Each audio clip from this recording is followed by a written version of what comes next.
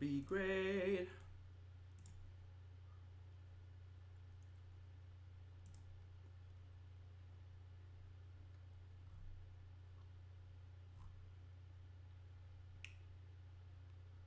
That's not today.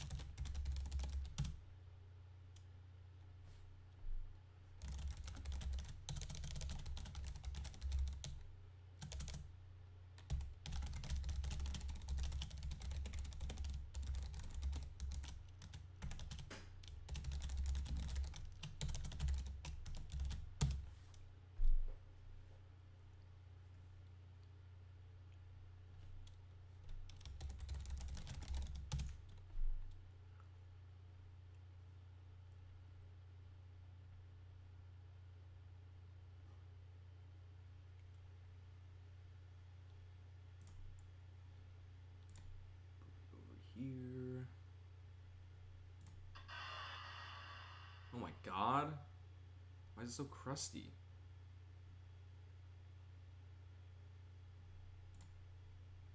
Try closing that. And then try closing that too.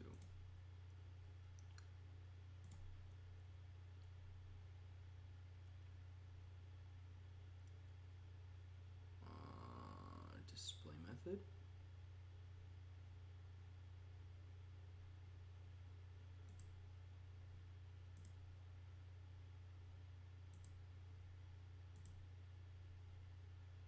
I don't know if these change anything.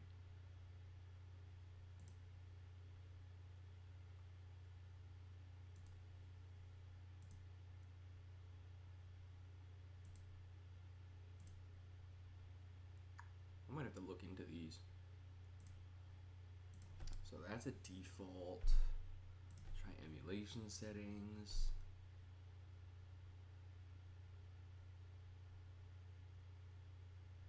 Disable this if you want more speed.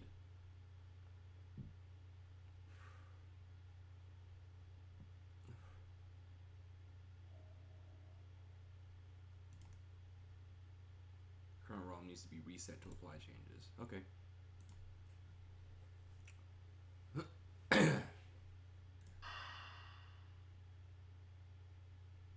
Oh, that's so much faster. Also, it's so loud.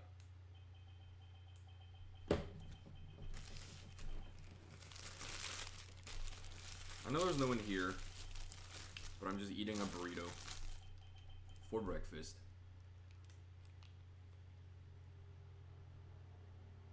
7 years. Ooh, in a courtroom. In a courtroom? Who the fuck are they? There's Gumshoe.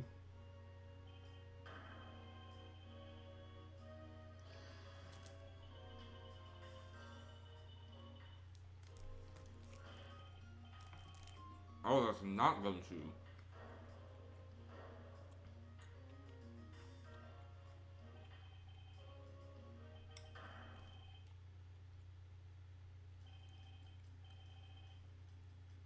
Well, he's got the design.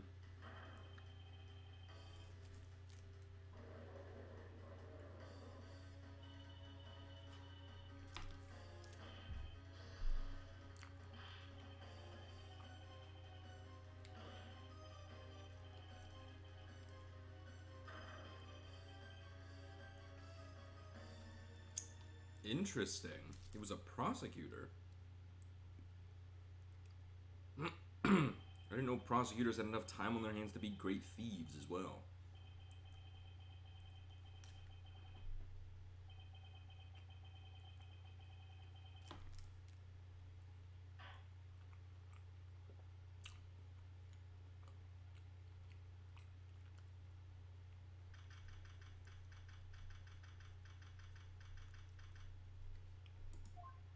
I wish it would give you years off the bat. Your Honor. Oh, this was his debut. I'm gonna wait until like people are here. I'm gonna eat my fucking burrito.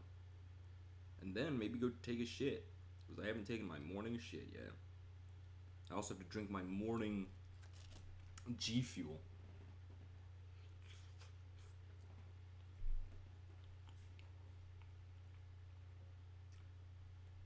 What's going on?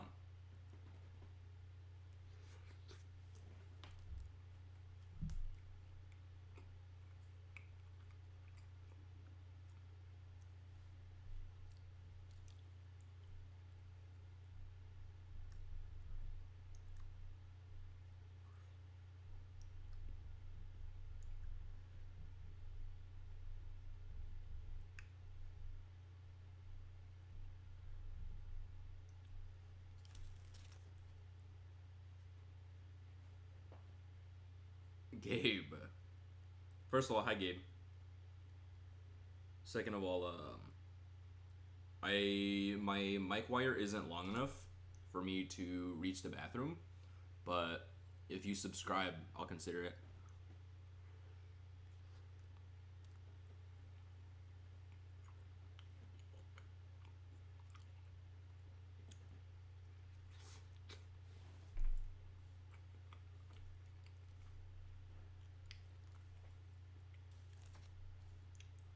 I like that you came on just in time to hear me say that. It's like I summoned you.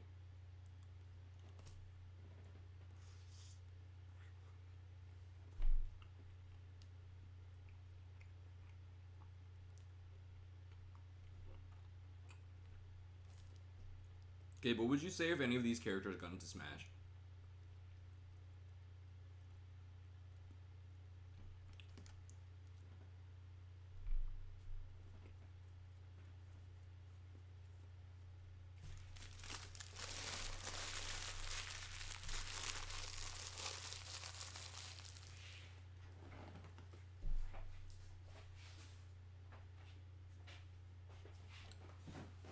Actually, you know what they should do? They should put Chris in Smash.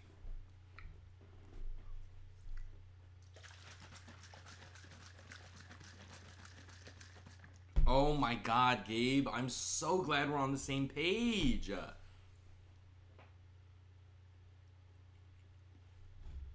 Literally, if Phoenix got in, like, I don't care if he's, like, shit tier. I don't care if he's worse than, I don't care if he's worse than Little Mac. I would main him for free. I would main him in his Edgeworth alt. Yeah, they should just put Christopher Elizondo into Smash because he doesn't. That would actually give him a reason to play.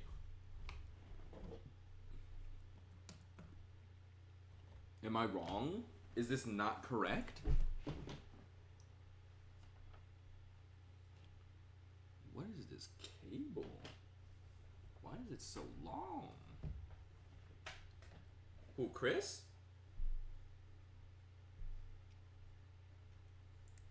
If Chris is unplayable, I think that would be so funny. Or are you talking about Phoenix? If Phoenix is unplayable tier, I would still play him. I would make him work. I play Shotos.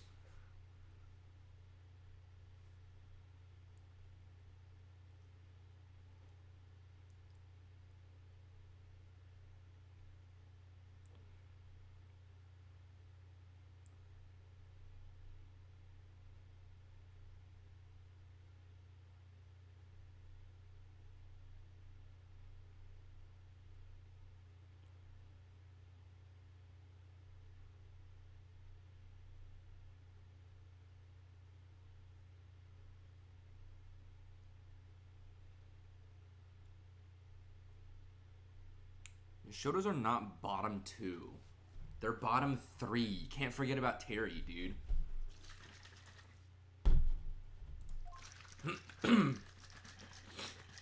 Remember when I played Smash?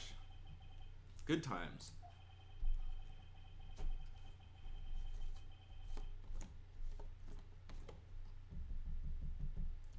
I had a dream that one of my friends called me up and was like, "Dude, we should totally play. I'll mess you up with Sephiroth." And I was like, okay.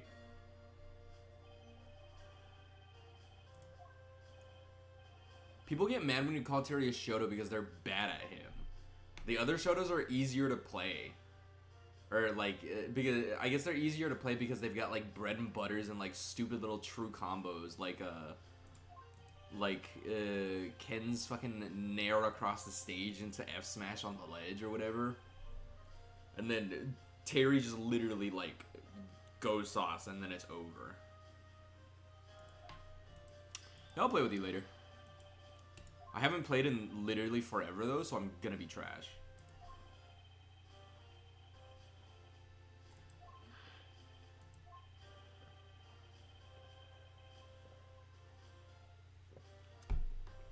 I don't know. I don't remember. It was a dream, though. It was a dream, and they were like, "Oh, I'll mess you up with my Sephiroth," and I was like, "Okay, I'm not gonna go easy." And they were like, "Who said I wanted you to?" And I was like, "Okay."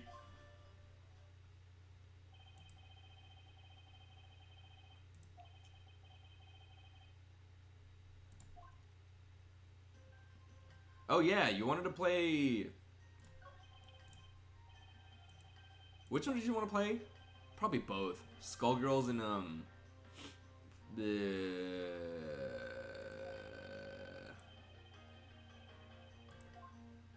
what was the other one? Fuck, Guilty Gear.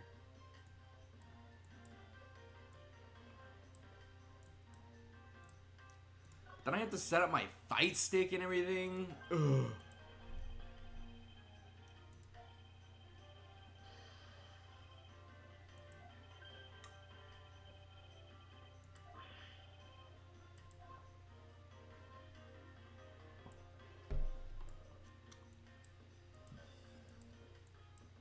I don't remember this bitch having a cane. I don't have DBFZ.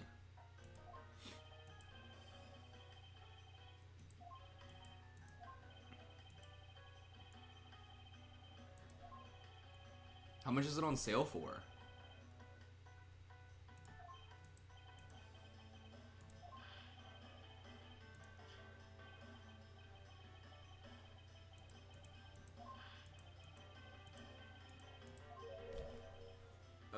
I just bought, like, oops.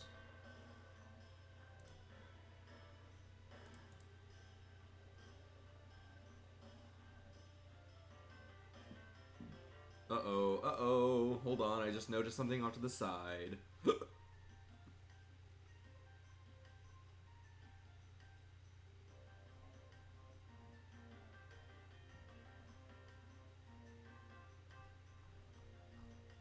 Oh, god damn it.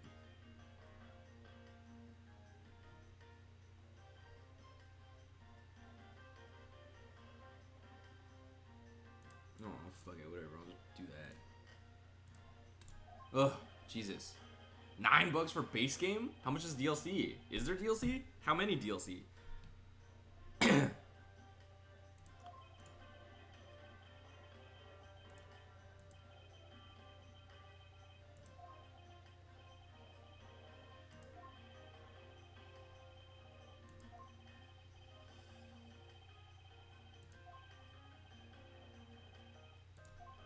I never thought I'd see this ugly fuck again.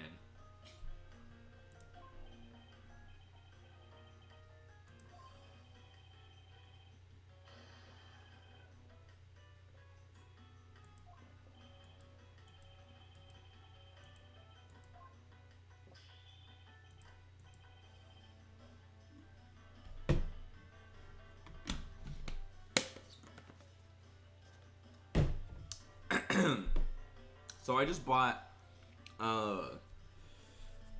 the two Yakuza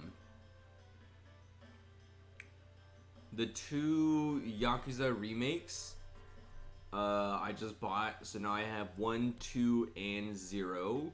And then I also got Scott Pilgrim vs. the World and another game that was also on sale yesterday. Or that was also on sale on my wish list yesterday.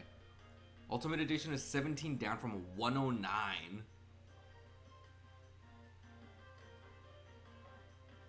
Jesus. How much do the Fighters Passes come with? Is it like Smash where it's like multiple characters, or is it just one?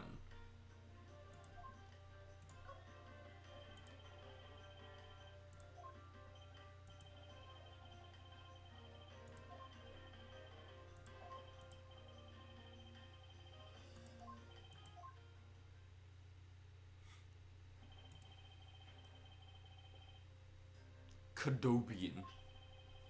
5 characters each? Holy shit. How many characters are there?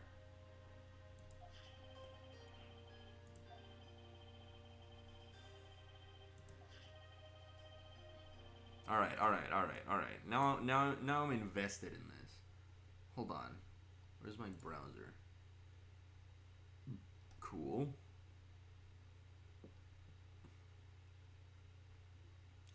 Oh. I think that's my Market Watch? Yeah. Okay, let's see. Dragon Ball Fighter Z. So Dragon Ball Fighter Z. Super Baby? Who the fuck is Super Baby? Okay, so let's see. I guess we'll do this.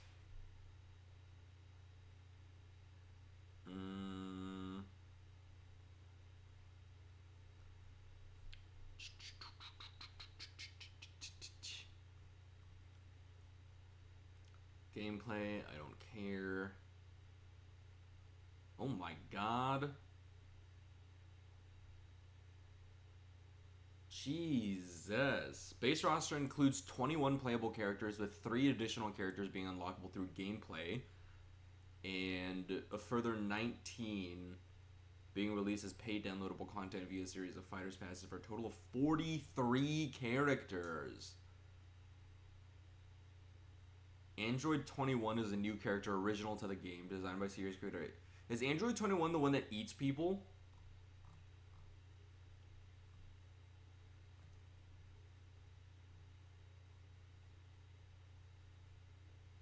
Oh, wow.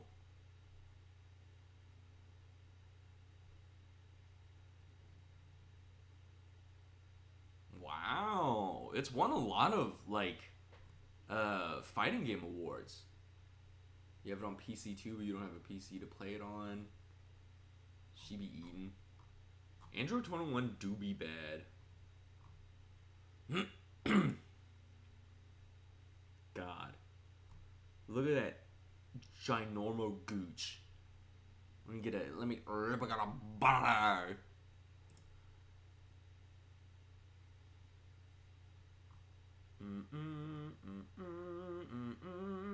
Gameplay is inspired by concepts from several other fighting games, namely the control scheme and team mechanics are lifted from the Marvel MVC series, and the overall presentation is reminiscent. That's not the word you're looking for, I don't think. Yeah, that's not the word you're looking for. Players each selects three characters. Characters control switch. Go to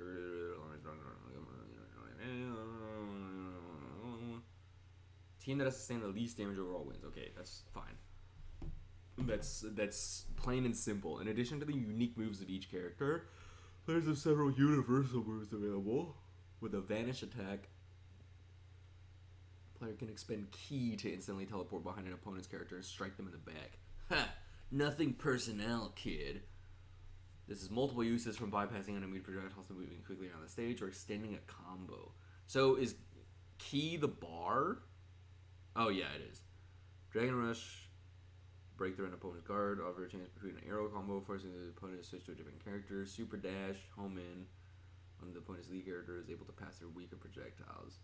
Key Charge, come on Shenron, Random Dragon, Light Auto Combo. Oh, that's pretty interesting. What the heck? Specific Dragon Balls. Da da da. Mana hits determine which ball is given. Once all 7 are assembled.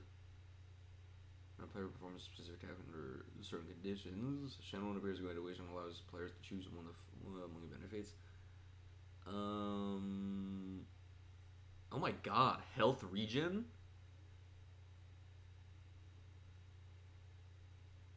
Which can be applied after using standing hard normal attack or vanish.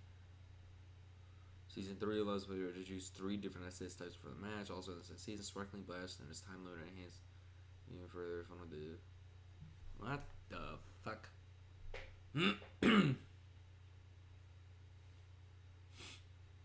None of that made any sense to me, Gabe. Connoisseur cut to steal an ability? I'm just bad at fighting games. Realistically, I shouldn't even be good at Smash.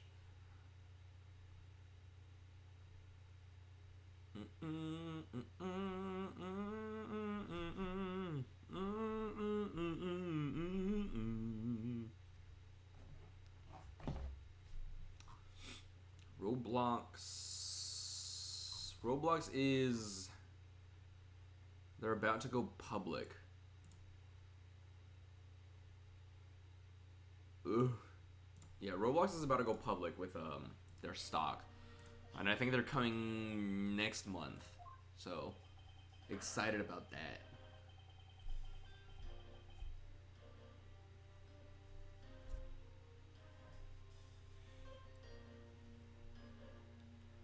The great thief Yaragarsu had successfully infiltrated the Kodopian embassy. Connoisseur cut his command grab, his Kirby copy. So then when you copy somebody's ability, does that become the Connoisseur cut? Can you lose the Connoisseur cut ability?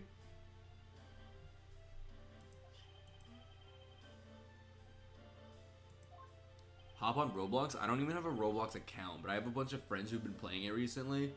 And I was like, I remember something about their stock about to become publicly traded. So I might hop on that and give it a purchase.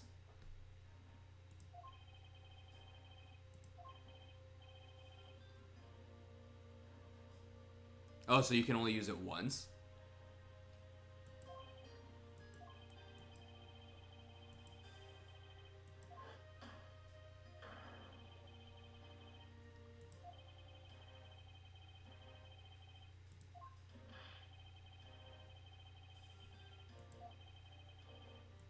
I did it because I was told to. I don't know if that's admissible in court.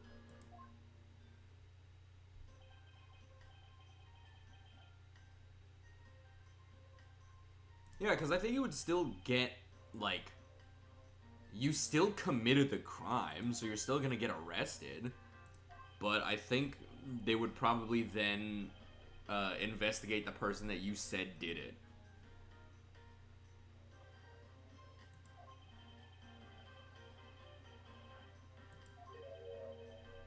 KG8.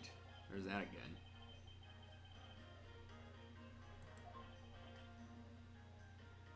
Oh, I'm so sorry.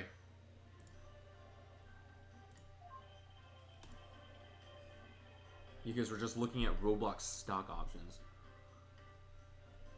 I hope you learned something. If it starts at like $45, it'll be pretty good, I think. I don't remember what voice I gave Manfred von Karma. I think he sounded like a bitch.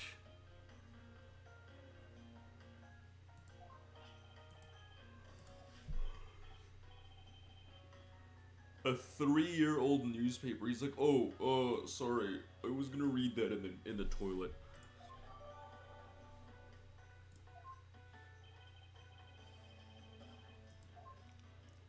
Oh, that's right. This guy with the stacks in his belt. Why is this game all about smuggling? CCU.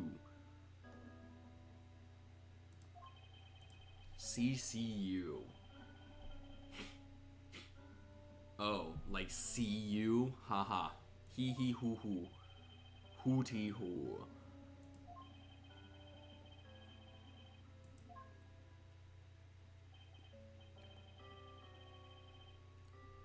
Manny Cochin.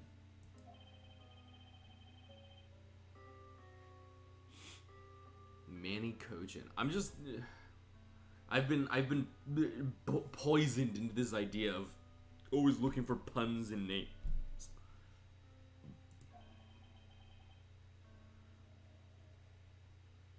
I also dreamed that I had a $25 donation yesterday. I had a lot of dreams about stream last night. And I hope and I pray and I wish that all of them come true. A $25 donation, 95 viewers, a raid with 300. Could you imagine? I would cry.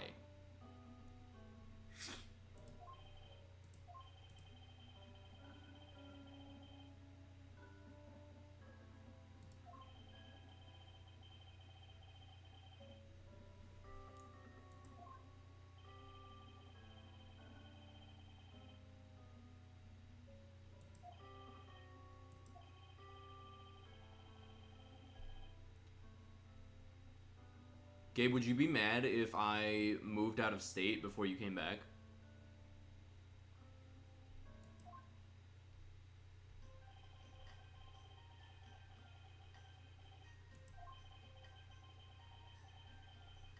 Dude. My titty streamer arc would be revolutionary. I wish I had titties. What if I just put the webcam and zoom it in only on my boobs and then just didn't show my face and also didn't talk so that people don't know that I'm not a girl. I mean, did you not know that I was planning on moving? Wherever my girlfriend goes to grad school, I'm moving out over there.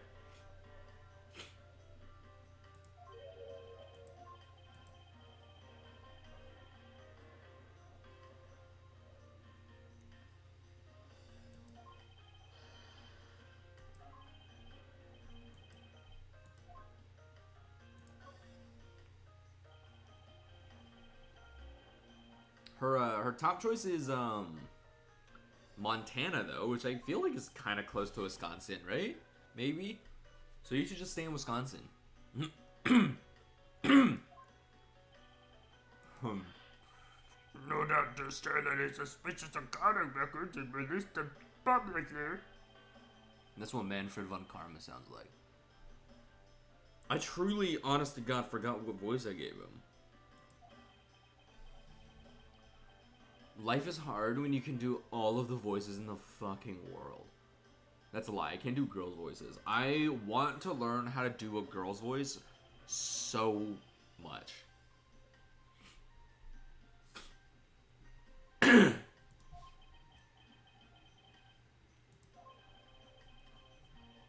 You knew I was moving, but you haven't accepted it yet? You're gonna have to accept it. It's gonna happen soon in 8 months. I mean, it's not like I'm not gonna tell you where I'm moving.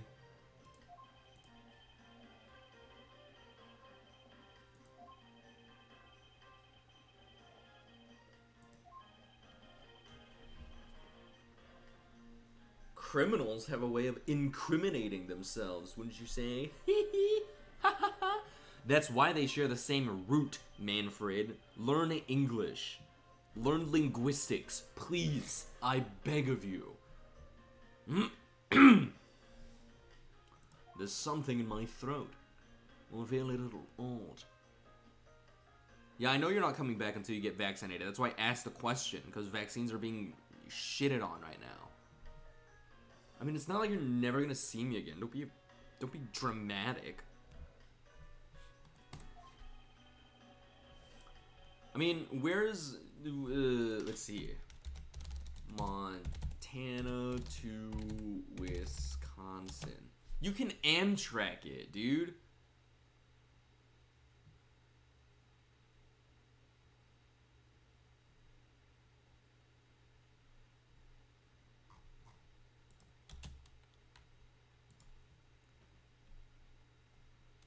Let's see.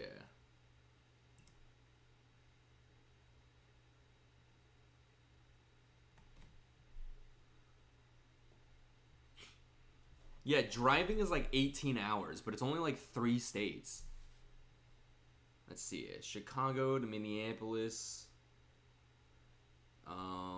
Mighty Empire Builder takes on from Chicago. Minneapolis, St. Paul. Wait the next morning as you cross the North Dakota plains, travel over the spectacular Gassman Coulee Trestle, skirting the Missouri. You'll cross into the Big Sky Country in Montana from Spokane.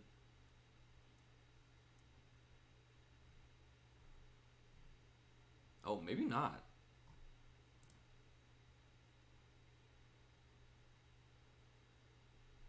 Does this start? Yeah. No, you totally can.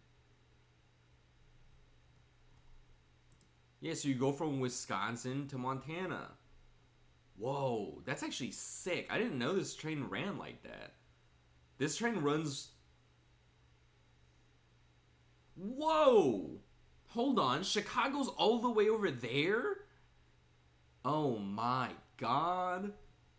Alright, we gotta bring this up again. Hold on. This is revolutionary information to me. Chicago's over here, dude. I don't know if you guys can, like, see my mouse or whatever, but Chicago's, like, right here, where the little things are, like, popping up. That's Chicago. I thought Chicago was, like, over here. What is going on? Since when has it been over here? Oh, my. Me neither, dude. I don't know states, point blank, period. And I frankly never will.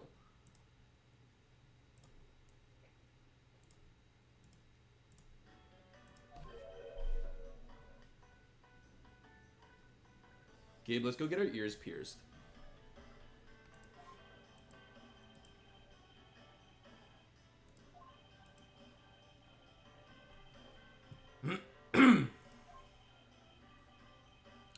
Mr. Faraday really has a lot on his plate. Meow. Oh my god, it's her! What is it, little girl? What is it, little girl? Oh my god, it's Pennywise. She's got the red balloon. 30-inch gauges? Stop that.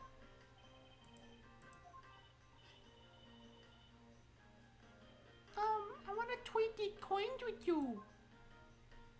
Get the dirty coins away from me. A fistful of dimes, quarters, and pennies, but it looks like you've exactly $1. Is this what you want? That's exactly what I needed. Get away from me, child. I despise you. Your actions disgust me. Could that child be here to watch the trial? How disrespectful for a child like that to be running around inside the courthouse. Does no one have respect for this country's judicial system anymore?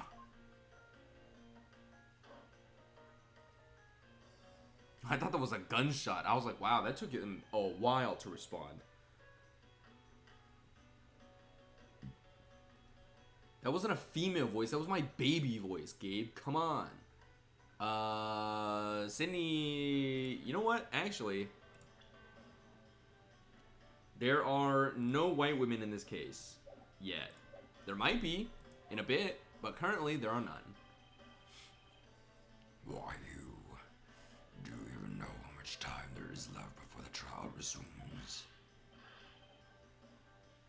Gabe. Literally the furthest thing from a white woman.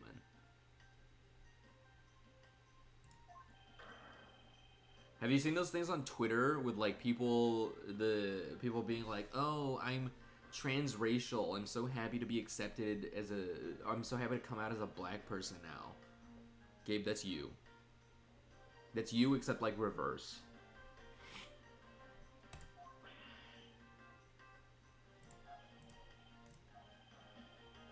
Not being completely prepared could prove to be a perfect handicap for me. A proud one you are. You had better collect the evidence you're Faraday and prepare yourself. It's time for your debut, Edgeworth. Spit on my cooch.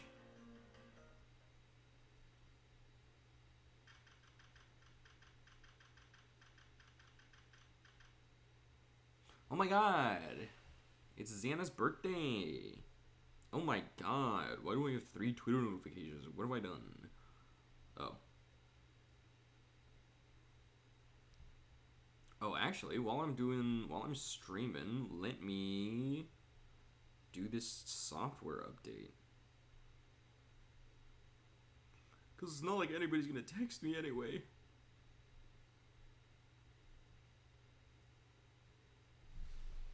It's true, it's true.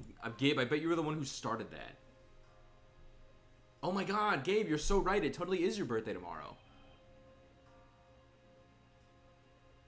Wow. I didn't even think about that. Gabe, tune into stream tomorrow. We'll say happy birthday, IRL. Just what is going on? Why is it Faraday here yet? How is it possible that the defense is not prepared yet either? He died. He killed himself. It's over. Bailiff, where is Mr. Faraday?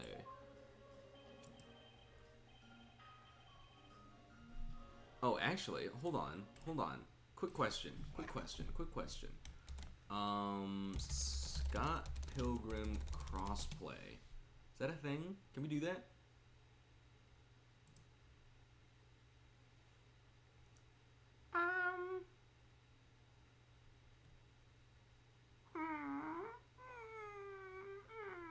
Just Scott Pilgrim versus the World has crossplay.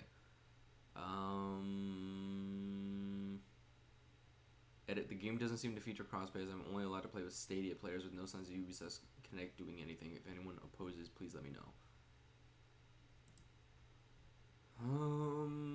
These are all...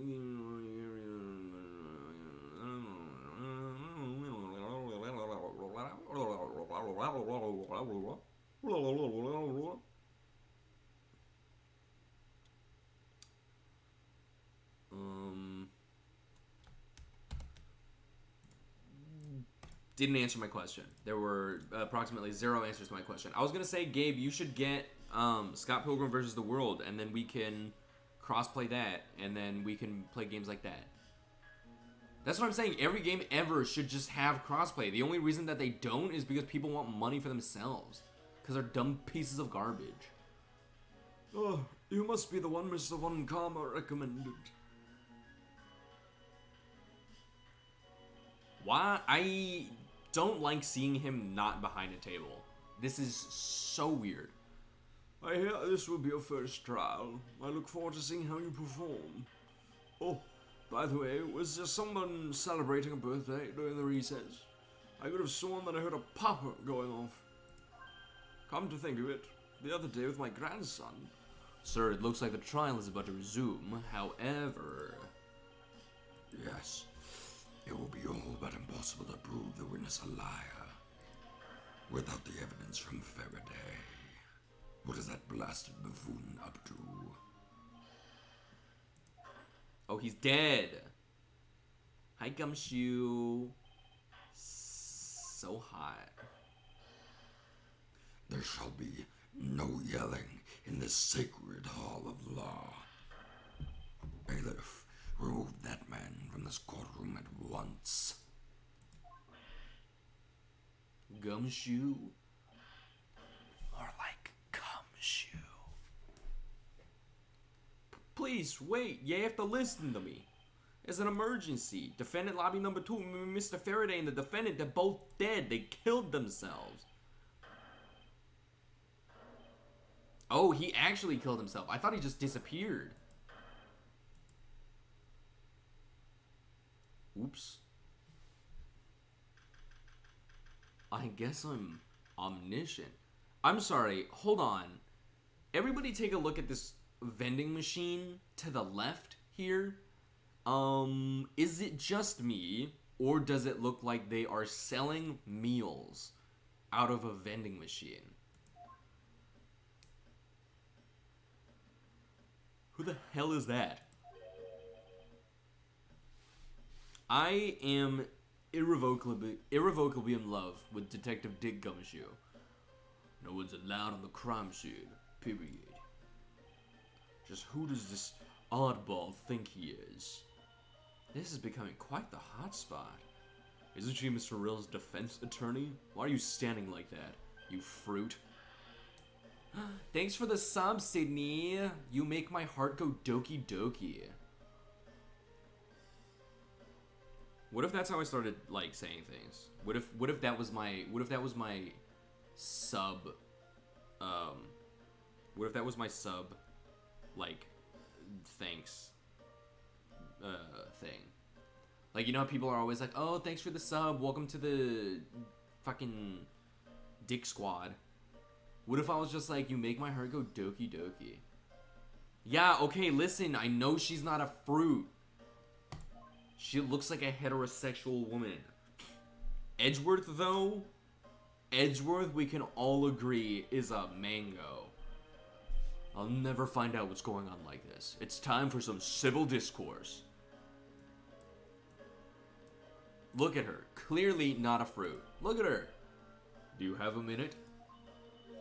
You know, I'm not really into talking to people I don't know. Especially at a time like this. I apologize for not introducing myself before bothering you. My name is homosexual. My name is Miles Edgeworth. I was to take Mr. Faraday's place in court before he offed himself. Edgeworth, huh? Never heard of you. So Faraday's substitute is a newbie, huh? I'll have you know, madam, that I studied under Manfred von Karma. He's gay. Look at him. Do not take me for some naive novice.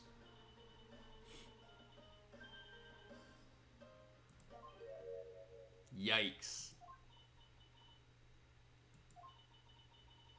Do not take me for some naive novice?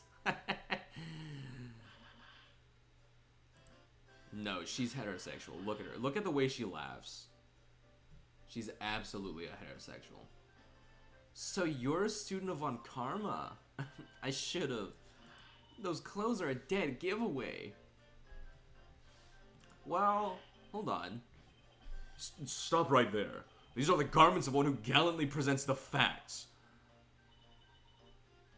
You're the reason I'm a homosexual. Thanks for the great laugh, but try not to make me laugh so much, okay? I wasn't trying to do anything of the sort. Just kidding, I was just goofing around. Callisto. Yo. Her name is Callisto. She could be anything. Time to put my little fake earring back on.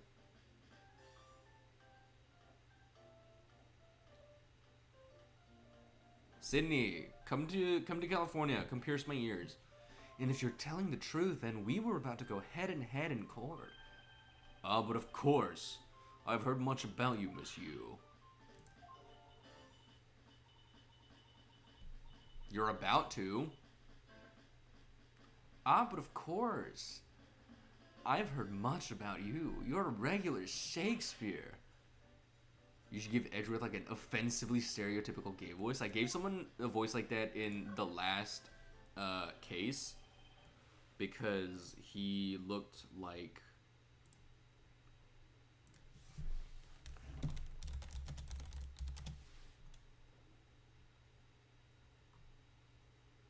this.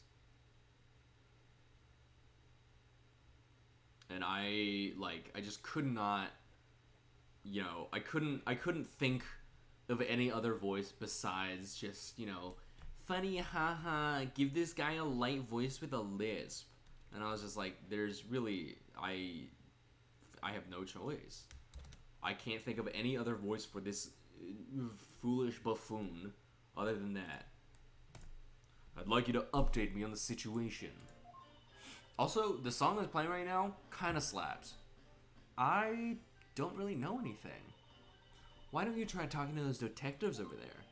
If that's the case, then why are you here?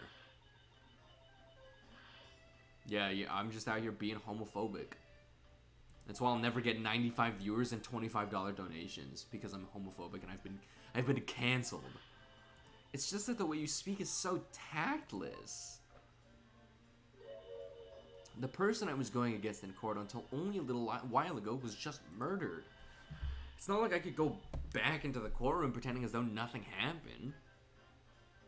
So you're telling me you are unable to differentiate between real life and the court? Sounds like you don't know how to do your job. That's a good point. I apologize for asking such an insensitive question. It's fine. Don't worry about it.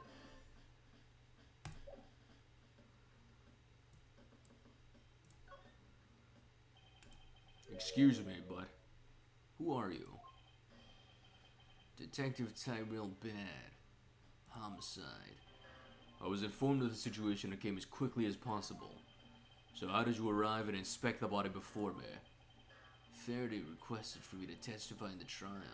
Plain and simple. Mr. Faraday requested that you be here? I've already contacted HQ about the situation. I've got nothing to say to you, kid. I'm not a child. I'm Mr. Faraday's substitute in today's trial. Therefore, I insist that you update me on the situation. I can't back down here. I have a right to know. Do I need to teach you a thing or two about how to talk to adults, kid? Nightbot is not gonna shut up because I have it programmed on a timer.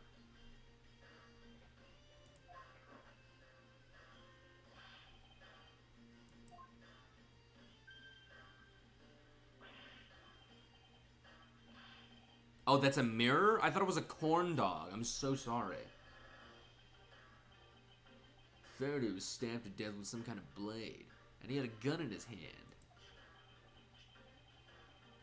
Yeah, I don't know how to do hydration bot either. That's why I have Nightbot say it.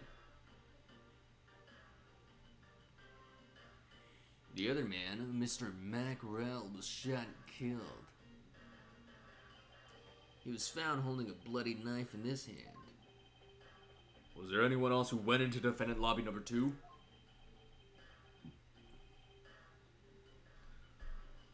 Yeah, the big lug over there. His name's Gumshoe. Gumshoe's sexy. Look at him. He was in charge of guarding the place. He's claiming that no one else entered the room. If that's the case, then they must have killed each other, correct? Maybe. Such impudence. This guy's really testing my patience. Why was I not informed that you were going to testify in court? Because the guy who was gonna tell you is dead, I think. Homicides aren't my only gig. The Yadagarsu case is also one of my assignments. So you were called upon to comment on the Yanagarasu's characteristics, in order to assess if Mr. Faraday really was the Yanagarasu or not. Well, well. Looks like you just might have a brain after all in that head of yours, son.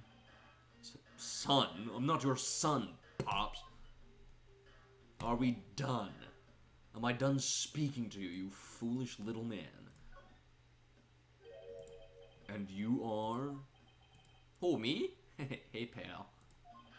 It's common courtesy to tell someone your name first before asking theirs. I can't get a goddamn word out of these fucks without them yelling at me. Point taken. My name is Miles Edgeworth. I'm a district prosecutor. A prosecutor? I've never seen a prosecutor as young as you, pal. I've told you my name. Now would you mind telling me yours? Detective Dick Gumshoe. And just recently, I achieved my dream of becoming a detective. More than a dream, it's what I was born to do. Wait, maybe I should check and make sure I'm not really in some crazy dream first. This detective is entirely too excited to be at a murder scene. Gumshoe, I love you. Notice how he's always looking up? It's because he's looking for his brain and he can't find it. But we love that about him. So, Detective Gumshoe, would you mind telling me about what you know about the incident? You know that I don't have to tell you anything, right? I know that. But it would behoove you to fill me in on what you know. Wow, you're a proud one for such a youngster, aren't you? Well, anyway, Detective Bad is the one in charge, so you're just gonna have to ask him for all the details, okay? As for me, I was guarding the door to defendant lobby number 2. So you were the guard detail. Did you notice anything strange while you were on duty? Well, I freaked out when I heard a gunshot, and then I kind of froze. You're a detective, and a measly gunshot scared you that much? Then again, I can hardly claim to not know what it's like to hear one at close range. Then, Detective Bandcamp ran into the scene. We went into lobby number 2 together, and both men were lying there dead. Is that everything? Yeah, that's it. I was in the hallway the whole time, but I didn't hear a single peep of a struggle. Interesting. Other than the gunshot, he didn't hear a single sound of commotion.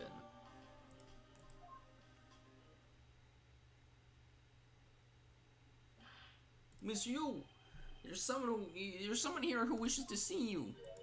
Who is it? A Codopian embassy staff member by the name of Manny Cochin. What? What's going on? Detective Bad and Misused moods just changed all of a sudden. Manny Cochin? More like Manny Kuchin, am I right? I'll be right there. It's nice to see you again, Miss You. Why are you here? I have no desire to ever see you again. The bailiff's standing right there and he's just like, guys, should I go? Am I interrupting something? I can leave if you need me to. Now. Actually, would you mind stepping outside for a brief chat? Fine. Let's go.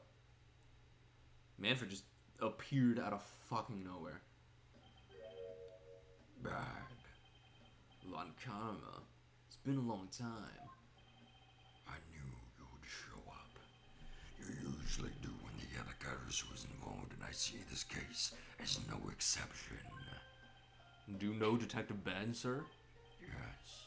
He's like an old bloodhound that never leaves the scene of a crime. If only he would get a promotion and move on. Shut up! It's the crime scene where a detective is most useful and effective.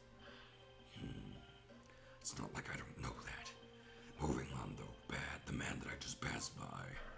Was he not the suspect from the KG-8 incident? So I was right! Another voice that I want to learn to do pretty well is Sonic. Just because making Sonic say things is so funny. Nice cock.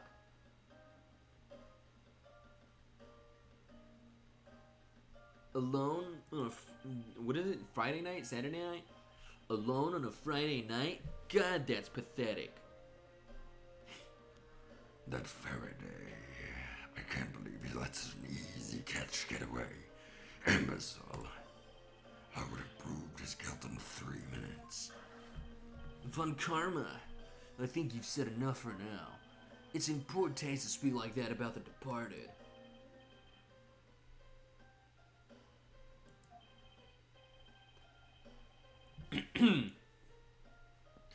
Back on topic. I'm blazing Edgeworth in charge of the investigation here. I'm from across the room. Who? Oh my god. Oh my god. Oh my god. It's baby Franziska. Hello? Hello?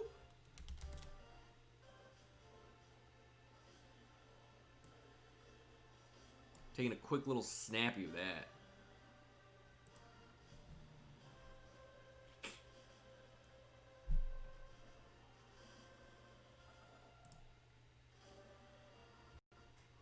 Oh, whoa.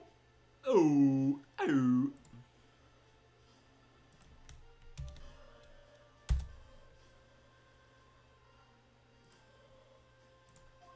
Papa, how can you place him in charge? Franziska, what are you doing here? I'm here for summer vacation, what else? Franziska von Karma. So she's here on vacation from Germany. She's the daughter of Manfred von Karma and a student of his who's also junior to me. You're the one who's junior to me, and don't you forget it. How did she hear my personal thoughts? It's my question. How did she hear what I had to say in my own head?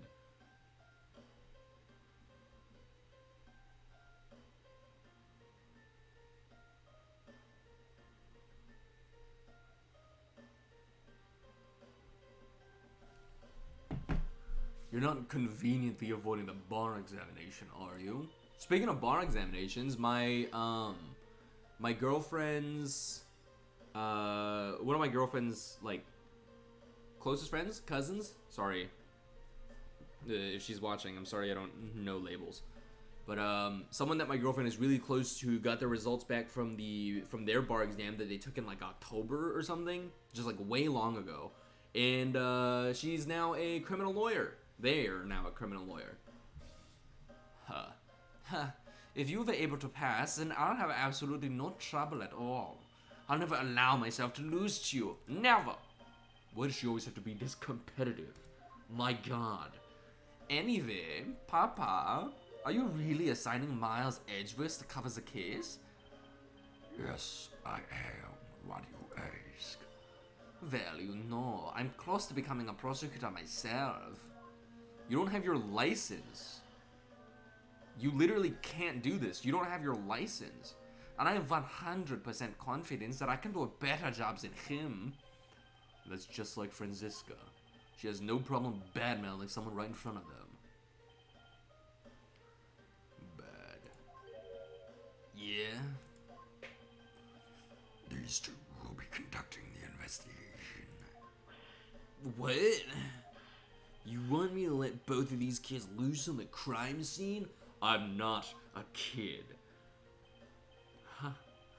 This is a perfect opportunity for them to work on their prosecutorial skills. A crime scene is not a place for children to be messing around in. I'm the one with the authority over this crime scene, bad. And I will not tolerate complaining. Edgeworth, Franziska, I leave this case to the two of you. I think that was the voice I gave him, actually. Understood, sir. Yes, Papa. I'll go take care of the paperwork now. Remember, I'll accept nothing but a perfect report from the both of you. Do not disappoint me. Bad scratching his armpit, real itchy up there. Hold up, Von Kamen. I didn't see what that said. I was looking away. She's so short. Look at her. She's not even taller than the trash can. Miles Edgeworth. It's been quite some time, Franziska.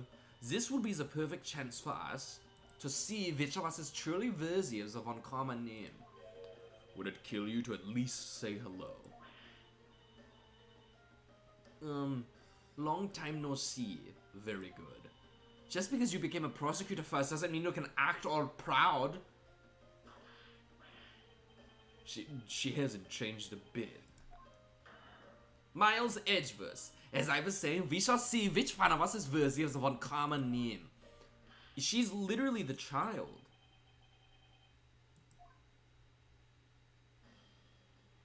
She's literally the offspring of Manfred von Karma. I'm not gonna steal the family name. That simply does not make sense.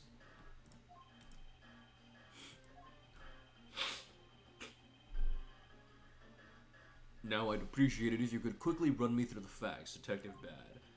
You're better off checking things out on your own. Very well. Seems like getting help from Detective Bad will be a most arduous task.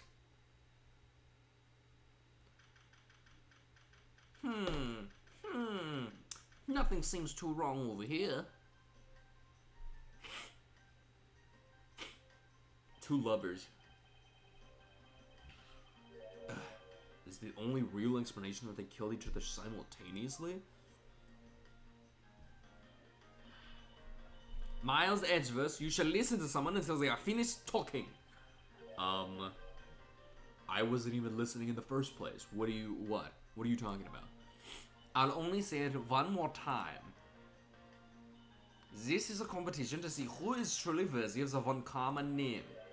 A competition? The person that figures out the truth first...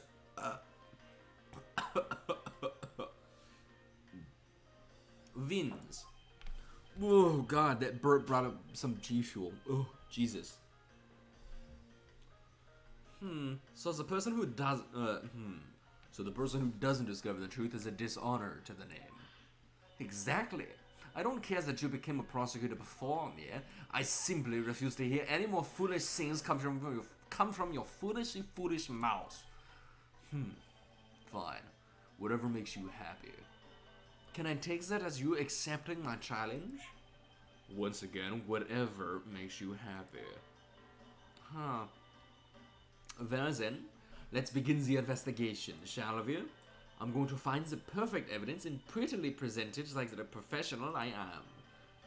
Competing to discover the truth behind a crime. How delightfully childish. Sir, get a new coat, please. There are so many holes in it. Ugh. Ha, serves you right, Miles. He just called you a kid. I said kids, kid.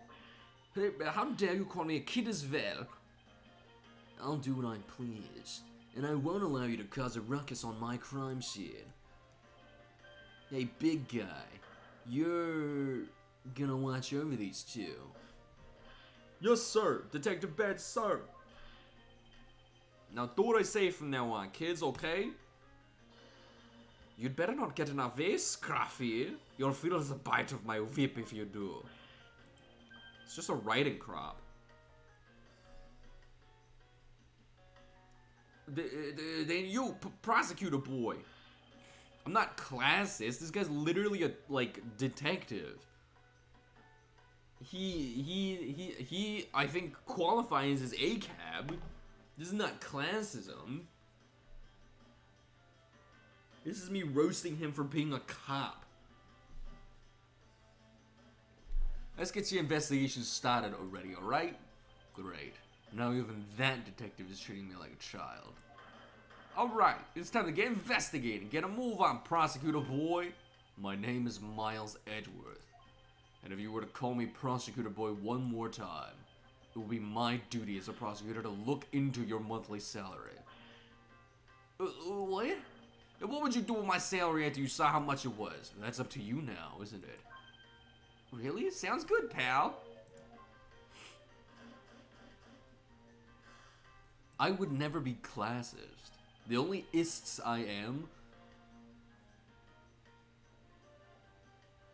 are ageist.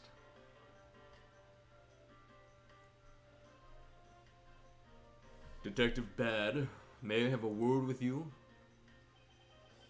What is it? It appears that both a knife and a gun were used as murder weapons. Yeah, it does. That leads us to our first question of the investigation. Where did the men acquire the weapons? It looks like a hot dog. I'm not wrong. The gun was inside of Faraday's bag. It was a piece of evidence that was presented in the trial earlier today. It was used to kill the Cadopian Embassy staff member. But I never heard anything about the knife. Mr. Rell was being held by the police. There's no way he could have brought it in. Which means it's possible that Faraday had the knife on him from the start as well. Could it have been a piece of evidence that had yet to be presented? But then, why doesn't Detective Bad know about it? Wait, what if... It's possible that Mr. Faraday brought the knife in under the guise of prosecutorial evidence. He could have then brought it out and attacked Mr. Rell with it. Huh. Maybe you've got a brain in there after all, kid. Call me kid one more time, I swear to God I'm gonna lose it. Detective Bad. The only bad I see here is you being bad at your job. Now pay me my due diligence or I will kill you. It looks like Mr. Faraday attacked Mr. Rell first, who then counterattacked. That's the only logical conclusion you could draw from a scene like this. Not yet. I feel that it's much too early to be drawing conclusions already. I must first find conclusive evidence so as to ensure the honor of the Von Karma name. Why is the window open? The window is open, and there's a fresh flowery scent in the air. Ugh, the flowers in the goddamn air are so gross and ghastly.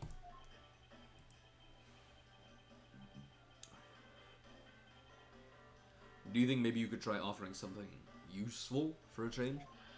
Well, at least there's no way someone escaped through this window, pal. They wouldn't wake up and smell the flowers after a fall from the 3rd floor. Are you willfully ignoring the fact that there are also iron bars on the windows? Yeah, I guess there's that too. Either way, no one could get through these windows, right? They thought of everything when they were designing this courthouse. Very nice. Mildly suspicious. There's some stuff in the bag, pal. I suppose this was Mr. Faraday's bag. It's probably the trial evidence I was supposed to collect from him. This is the evidence? Ah, I'd better not touch it. I'll leave prints on it.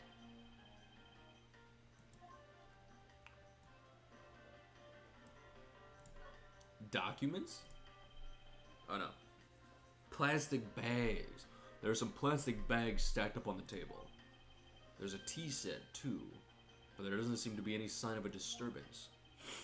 Yeah, the table's all neat and tidy.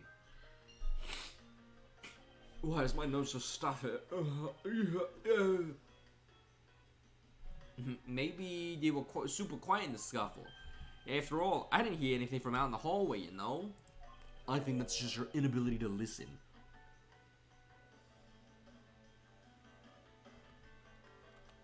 I'm trying to think. I can't think of anything. Maybe the plastic bags scattered on the floor are throwing us off.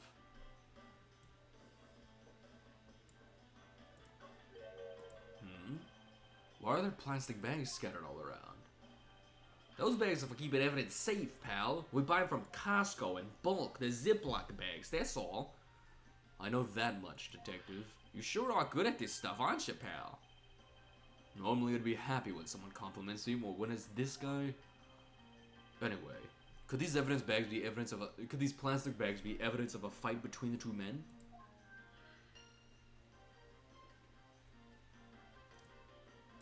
Let me scope these bodies, baby. There's blood in that one. Looks like Mr. Faraday fell on top of Mr. Rell. At first glance, it seems like they must have killed each other. However, using logic, the only logical conclusion is... Aha! What was that outburst for? My detective's instinct just hit me real hard. It was Mr. Rell that fell first, you see? You don't need a detective's instinct for that, it's common sense. But I suppose we won't know much more than that until after I examine the bodies.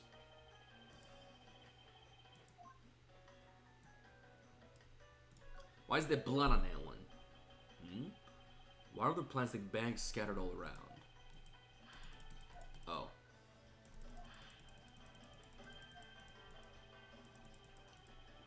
But not when it's you.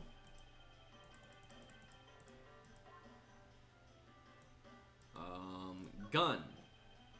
Looks like Mr. Faraday died while holding a gun in his right hand. So he shot Mr. Rell and then fell on top of him while still gripping onto the gun? I guess that does seem kind of strange, huh? I mean, why would Mr. Faraday know how to fire a gun? It's not exactly rocket science, even I know how to pull a trigger. Although I doubt I'll ever need to use one. I hope I never have to fire a gun either, pal. You're literally a detective. But it sure does look cool to hold a gun in your hands. It appears that the police's screening procedures need a thorough review. Anyway, I should jot down some notes about the handgun in Mr. Faraday's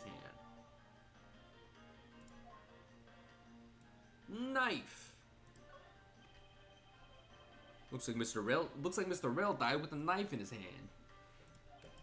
There's some blood stuck on it. Then he must have used this as a weapon. Yup, no doubt about it. Was Mr. Faraday carrying this on his personage? Did he bring this as a piece of evidence for the trial? Or did he bring it with a very different intention in mind? I should jot some notes down about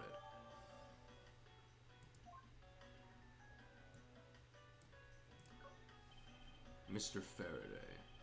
How ironic it is for him to lose his life in a courthouse. Yeah, why did it have to be like this? I don't know what to say. I can't believe this happened while I was on watch, pal. Rather than beating yourself up, you should spend your time continuing the investigation. Didn't you become a detective in order to solve crimes? Yeah? Then get back to work. Find out the cause of his murder. Right, I'm on it, pal. What the fuck am I looking for?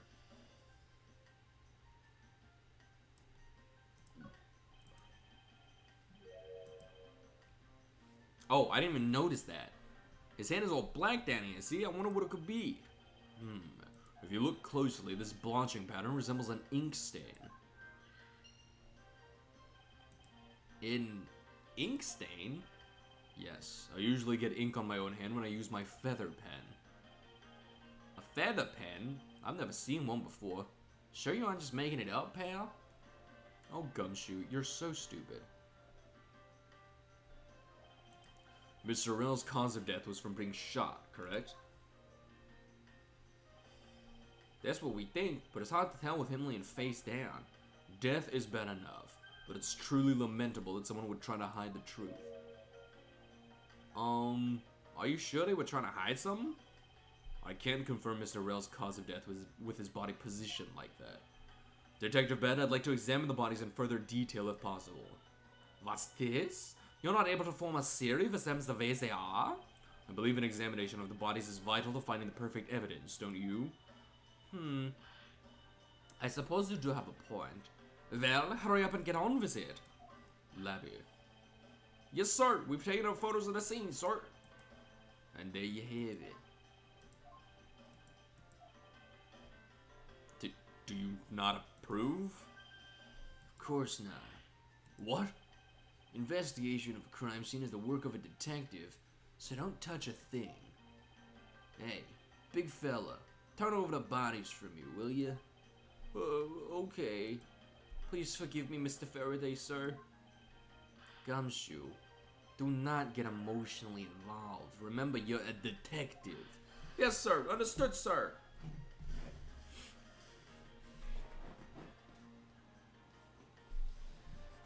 A slash and a stab. Or a slash and a shot.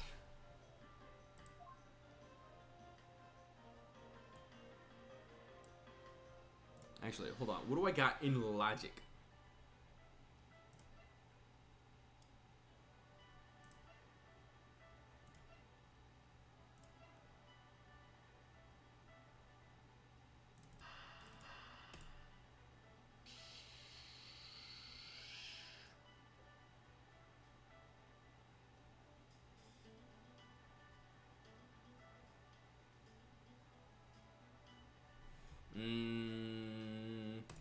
No. Maybe... Whatever. I was gonna say maybe the wind from the window blew the bags off the table, but I don't know if there is a wind. It looks like Mr. Faraday was stabbed with this knife that Mr. Rell is holding. Youch! What's wrong, detective? My stomach started to hurt from just thinking about being stabbed. Just keep your mind on the case, alright? Shot in the chest. It takes some guts to fire a gun in a courthouse. I mean, I've been a detective for a whole week and I still haven't fired a single round yet. There aren't any burn marks on his clothes. That must mean... Wait, burn marks? A round grows very hot as it is discharged from a firearm. Therefore, burn marks are usually left when a shot is fired from point-blank range. Ergo, Mr. Rell must have been shot from at least a yard or two away. You sure do know a bunch of neat stuff for your age, pal. Apparently, this detective has as much common knowledge as your everyday marsupial. Common is spelled wrong. There's something in his breast pocket. It's a fountain pen. Hey, you know, I always keep a pencil behind my ear. It's because Detective Bad is always telling me, you should always write your name on everything you own. Yes, somehow you do strike me as quite a forgetful individual. It's okay, he's sexy though. There's a knife wound in his chest here, see? I wonder if the wound matches the knife Mr. Rell is holding. Labby. Yes, sir. Verify now, sir. Make it quick. From the look of things, one could deduce that the knife Mr. L is holding is what killed Mr. Faraday. Let us now try to understand how the two men died. First, Mr. Faraday took the gun and the knife out from today's trial evidence. Then he aimed the gun at Mr. L and fired. However, Mr. L managed to grab the knife and counter Mr. Faraday while being shot. Then the two men fell together where they stood. That is my theory, in any case. What a crazy way to go. Still, something about that explanation just doesn't seem right.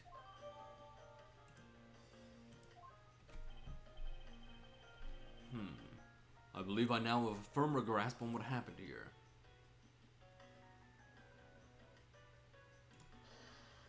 First of all, ink stain, fountain pen, and pocket. See if that does anything. That splotch on Mr. Faraday's hand. I wonder if it might be the ink from his fountain pen. Ooh, let's ask the lab guy. Detective Gumshoe, I confirm that the substance on Mr. Faraday's hand is the ink from his fountain pen. I see. Good work. You know, I've always wanted to say that, even if it was just one time in my life. If Mr. Faraday wrote with his fountain pen in his left hand, I think it's fair to assume he was left-handed. Yeah. It appears that Mr. Faraday's pen is very important to our case as well. Okay, if you say so, pal.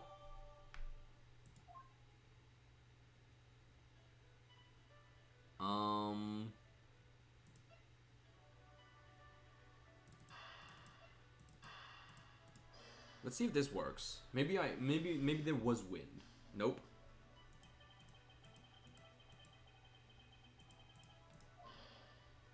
I guess I'll try the neat and tidy table and the plastic bags too and see if that does anything.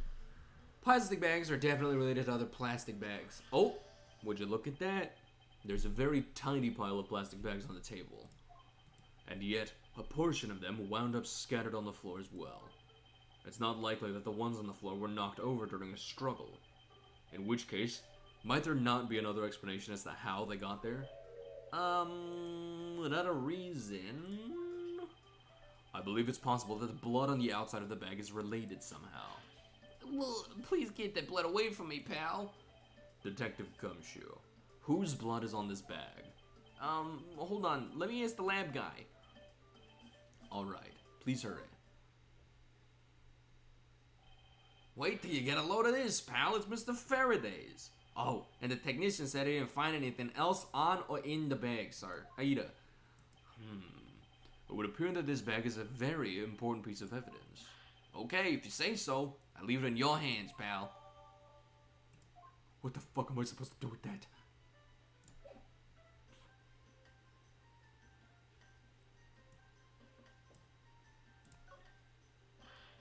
Whoa! What is it, Detective Gumshoe? My TV at home is so tiny compared to this one, pal. Then perhaps you should purchase a more normal-sized television like this one. Ooh, let me see here. Wow, this thing is huge. Oh, I thought he broke it. I'm way too noisy. Yours are noisy one, Scruffy. Don't touch it. You'll get your fingerprints all over it. But I didn't touch it. Preservation of the crime scene is the foundation of detective work. The foundation, huh? Sounds like something the rookie here needs to shore up on. I guess there's not much left to investigate, huh? They really did kill each other. No, we can't conclude that quite yet.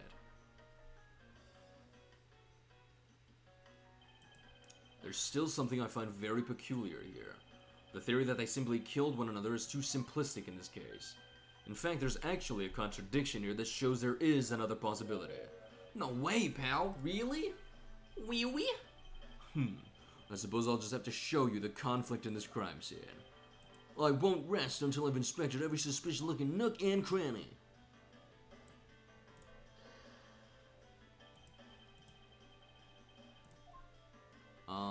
Would it be this? Left-handed?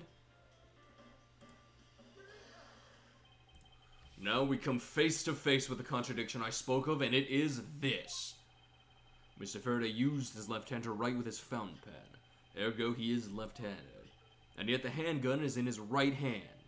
Don't you find it odd that the left-handed Mr. Faraday would hold the gun in his right hand? That, ladies and gentlemen, is the great contradiction haunting this crime scene. Hey, you're right, pal. It does seem kind of strange. But how could something like that happen? The facts add up to one conclusion and one alone. Someone else put the gun in Mr. Faraday's hand after he died. Someone else? Plastic bags scattered on the floor and a gun in the wrong hand. I sense the presence of a shadowy figure behind this case. A person of vile intent who is serious about keeping the truth from us. Give me my health back.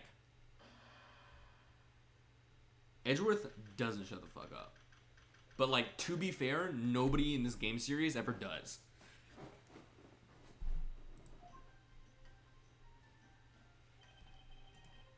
Here's the autopsy report. It is probable that Mr. L survived for a short time after he was shot. However, Mr. Faraday died instantaneously from his stabbing. Interesting.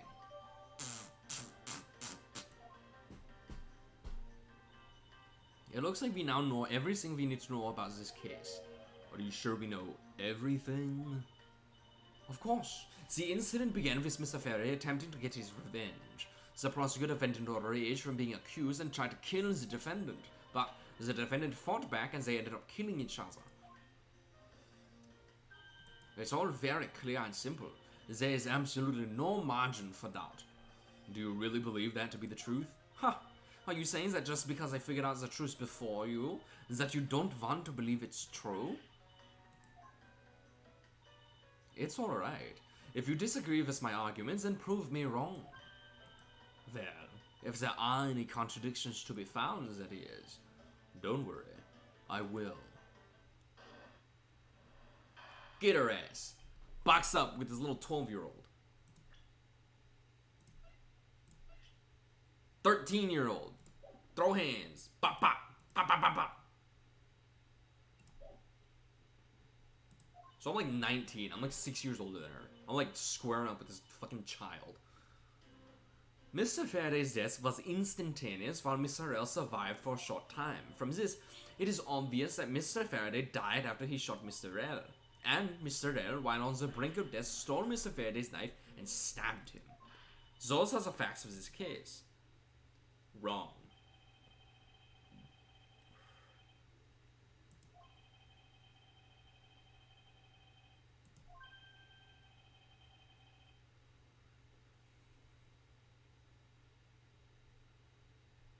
No, Edgeworth. Edgeworth, I think, is like 19 right now. He's like 18 or 19. Also, I'm 25. What are you talking about?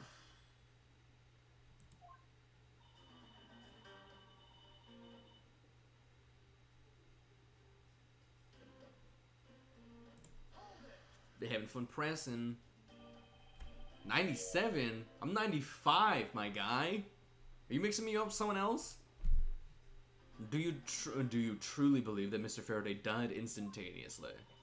I have the murder report right here. Mr. Faraday died instantaneously of shock due to being stabbed in the chest. There, you see? It's been documented clear as day. Sydney, do you actually think I was born in 97? From this, it is obvious that Mr. Faraday died after he shot Mr. L. Mr. Faraday shot Mr. L before he died. I was born in 95! Do you have any basis for that statement? Your foolishness has no end, does it? Now, I hate to repeat myself. However, Mr. Faraday died instantaneously. That's all the basis I need. Sydney, I was literally born in 95. I don't know what you're talking about. Alright, so if Mr. Faraday died instantaneously, then he must have attacked Mr. L before being stabbed. We're finally beginning to catch on, I see.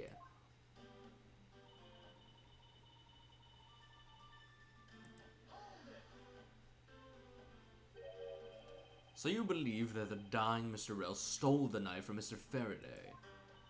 Mr. L became desperate as he did not want to die. Human beings can do amazing things when they are put to the test. So the two men struggled, and in the end, Mr. L was able to grab the knife and stab Mr. Faraday. The messy condition of this room is a testament to their struggle. Yes, my logic is perfectly sound. Can you really say that it's perfect? What are you insinuating? Nothing. However, I can't let what you said slide by without further inquiry. One must be clear and precise, so if you could append that statement to your testimony. Fine.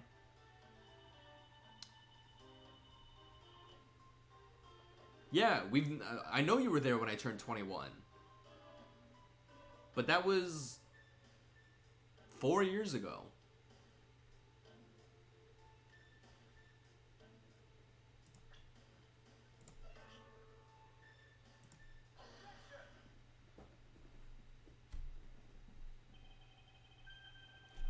If the two men were fighting, their struggle would have surely caused quite a bit of noise.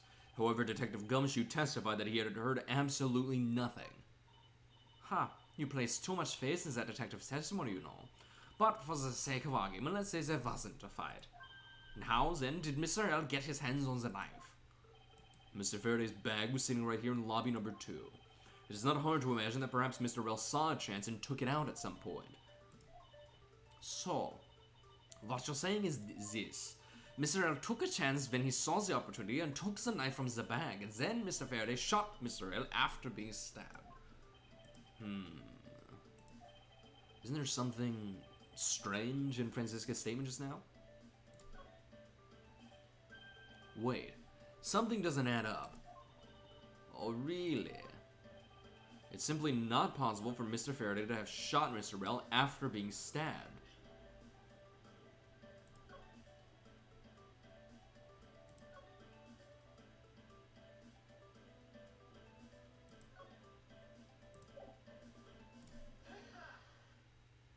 Nice. According to the coroner's report, Mr. Faraday died instantaneously, meaning that he died immediately upon being stabbed by the knife. Ergo, he could not possibly have fired the gun after that. Ooh, you got me. But of course. Well, then, if the report is correct, then there's only one correct explanation. If we suppose that Mr. Well attacked first, then Mr. Faraday, who died instantaneously, would have been unable to kill Mr. L. Therefore, Mr. L must have stabbed Mr. Faraday after he was shot. Then, they both died. That is the only explanation that makes logical sense. Negating your opponent's ideas in order to prove your own theory. I see you've been studying, Franziska. I just wanted to explain to you as simply as possible, before you foolishly propose a foolish theory that only a foolish fool like you could. How naive of you to believe that only your opinions are valid, and still expect to discover the truth that the crime scene offers you. Franziska, you've still got a ways to go. What are you talking about? Are you saying there's a flaw in my logic? Mr. Faraday died instantly, and the fact that he did is what gives rise to the contradiction in this scene. The contradiction here in this crime scene is...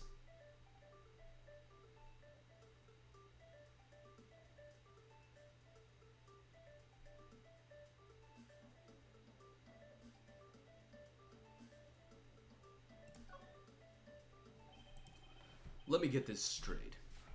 What you are arguing is this. Mr. Faraday took the gun from his evidence bag and shot Mr. Rell.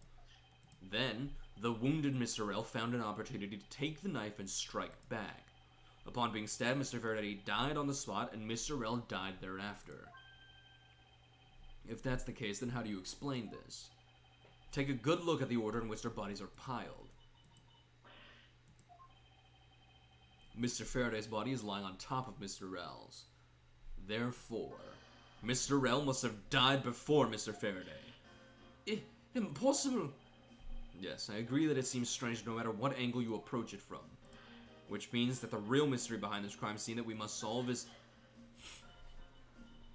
No, not so fast, Miles Edgeworth. What now? I simply think that you ought to think a bit more outside the box. And that it's even clear now that the incident started with Mr. Faraday's murderous intent. She sure bounced back quickly. An explanation won't be enough this time. It's gonna take some very decisive evidence to prove her wrong. It was just chance that Mr. Faraday's body fell on top of Mr. Rell's. The two bodies fell into a pile, which indicates that they attacked each other at the same time. It really doesn't matter in the slightest as they fell in the opposite order. I think it does. I think it matters a lot, actually. Once I do, I can then present her with the evidence that proves the contradiction.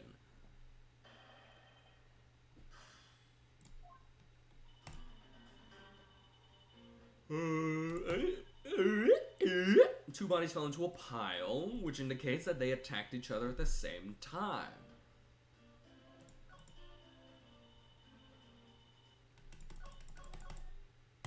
She's 13 and she wants to square up with me, an 18-year-old. Pressing someone's testimony in order to gain some time to think. You're a real one-trick pony, aren't you? It's too bad your trick only works on fools. That wasn't my intent. I simply wish for more details as to how Mr. Faraday ended up on top of Mr. Rell.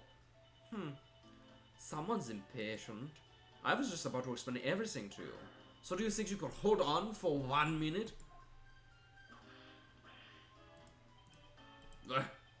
Francisco, I'll make you a deal. I'll hold on if you hold on to that whip of yours. Oh, I'll hold on to it, alright. As I whip you. Well, now that you've quieted down a bit, I'd like to continue if you don't mind.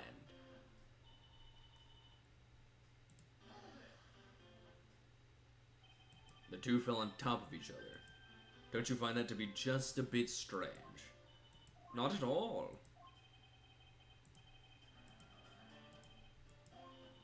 Miles Edgeworth, once I'm done here, you'll see that there's nothing strange at all. Now then, the two men fell into a pile. I think I can present the gunshot there. What do you mean by they attacked each other at the same time? I assume Mr. Faraday has the two different weapons in his hands. He made to attack Mr. Rell while holding both the knife and revolver, and then, after Mr. Faraday fired the gun, Mr. Rell grabbed the knife as he was falling and stabbed Mr. Faraday. That is how Mr. Rell wound up on the bottom with Mr. Faraday on top. At close range, that is more than possible. Yes, it's possible, but, well, if you have any other ideas, then show me what you've got. Oh, I will.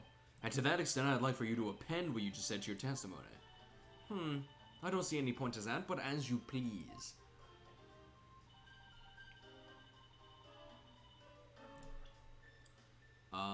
This one? Few yards away. Get your little 13-year-old brain out of my fucking game. So you believe they killed each other at close range? Sorry, but that's impossible.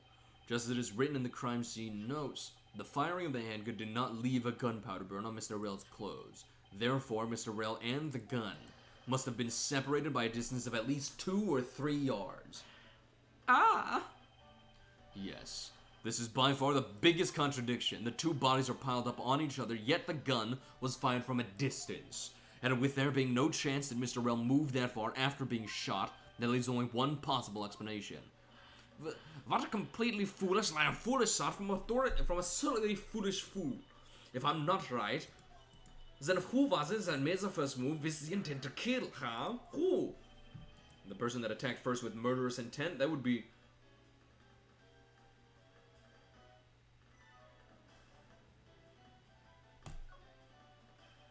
Mr. Rell, of course. Damn it! I was wrong.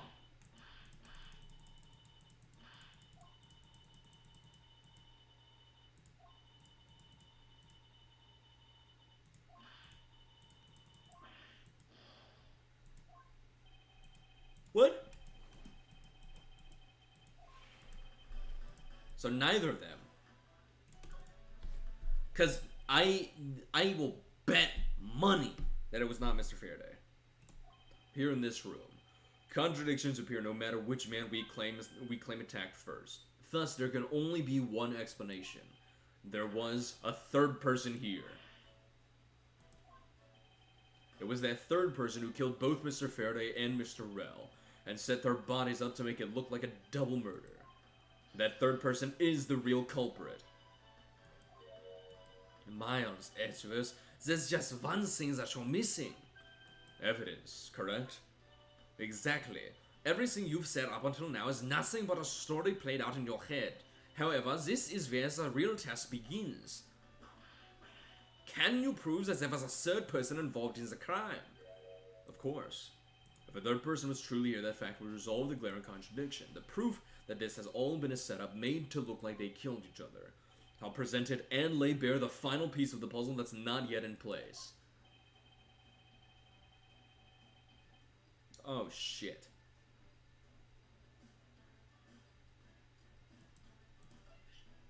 Plastic bags has Faraday's blood on it.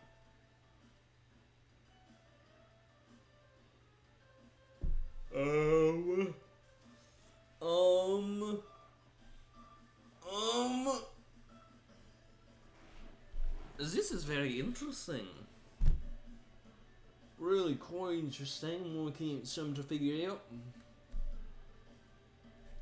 What is the piece of evidence that proves there's a third person involved? Gun, knife, pen. What does this say? Received from my mentors, reference about KG8. Touch the check button for details. So, wait. The victim is CCU.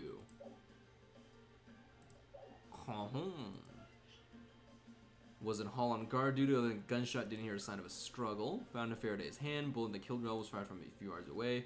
I believe Faraday brought this as evidence. It was found in Rell's hand. Notes pertaining to Vern Faraday and Mac Rell. Touch the check button for details. Discovered immediately after a gunshot was heard. Faraday died of a knife stab to the chest. The shock from the stabbing caused instantaneous death. Rell died of a bullet wound to the chest. There's no gunpowder burn on his clothes, suggesting he was shot from a few yards away. It's possible he was alive for a little while after being shot.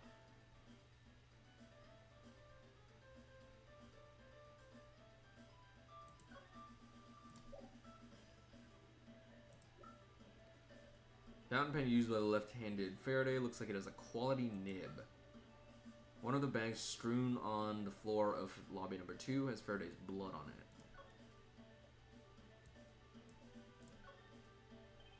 This blood here is from Mr. Faraday, but there are no other clues to be found, which begs the question, do I need to put this bag inside another bag to preserve it as evidence? How should I know, Edgeworth?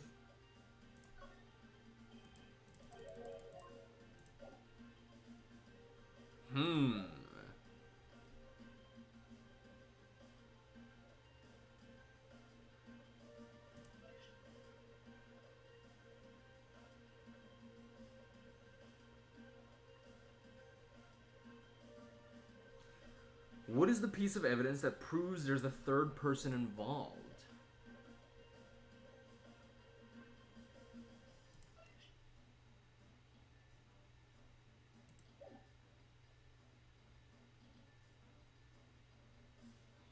Is it the bag?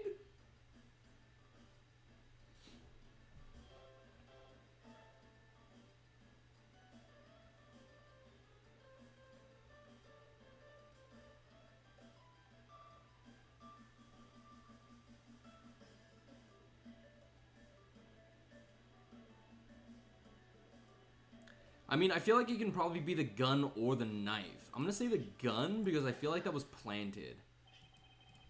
The gun in Mr. Faraday's hand and the plastic bag with his blood on it. These two items point to the presence of a third person. How so? Recall Detective Gumshoe's testimony. I was in the hallway the whole time, but I didn't hear a single peep of a struggle. If there wasn't a struggle in this room, then there shouldn't be any plastic bags on the ground. Meaning that someone else must have deliberately scattered them around. Do you not see the possibility in this? Disregarding the gun for the moment, there's a high probability of blood splatter when a knife is used on a person. If the culprit held the knife with a plastic bag around it, they could use the bag to catch any blood splatter from when they withdrew the knife. Then, by spreading a few more plastic bags around, mixing the bloody one in with them, and arranging the room to make it look like there was a struggle between the two, they were able to conceal their presence. Got him! Hook, line, and thinker, baby. Looks like we've still got a long way to go in this investigation. Yes. That was so weak.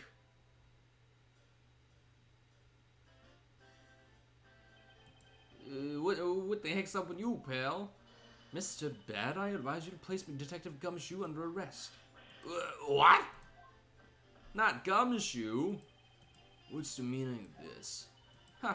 Looks like you're not man enough to discipline your own subordinates. Don't you dare. That detective claims he was there standing in front of the door the entire time. But I have it on good authority that it was all a giant lie. Miss Yu, I ask that you please explain that last statement. I'll let His Honor explain it himself. I saw it with my own eyes, I tell you.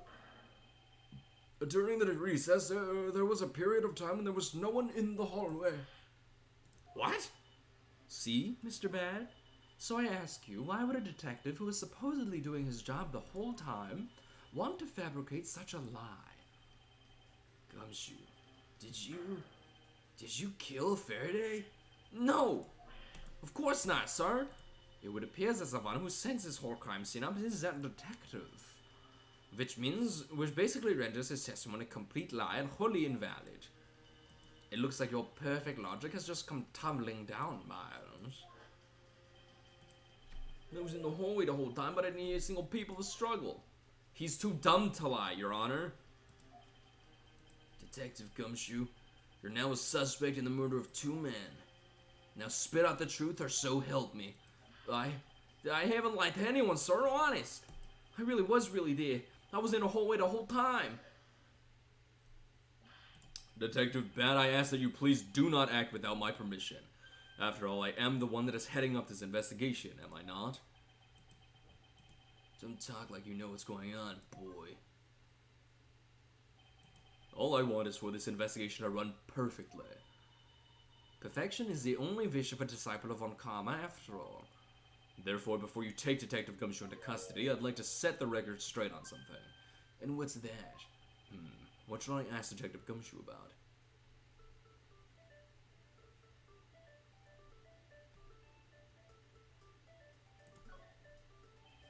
Detective Gumshoe, I take it that no one else was in that hallway at any time, correct? Huh? Of course not, pal. You're being awfully defensive. Might you be hiding something from me? Watch your mouth, pal. You can't go around saying stuff like that about me without any evidence. I suppose you're right. I have no evidence at this point. Miles Edgeworth, how can you be losing a battle of wits with this detective? You're a disgrace. Maybe I should ask about something else. Detective Gumshoe, why were you missing from the hallway for a span of time? Look, pal, like I said, I was there the whole time, okay? There's testimony against you that...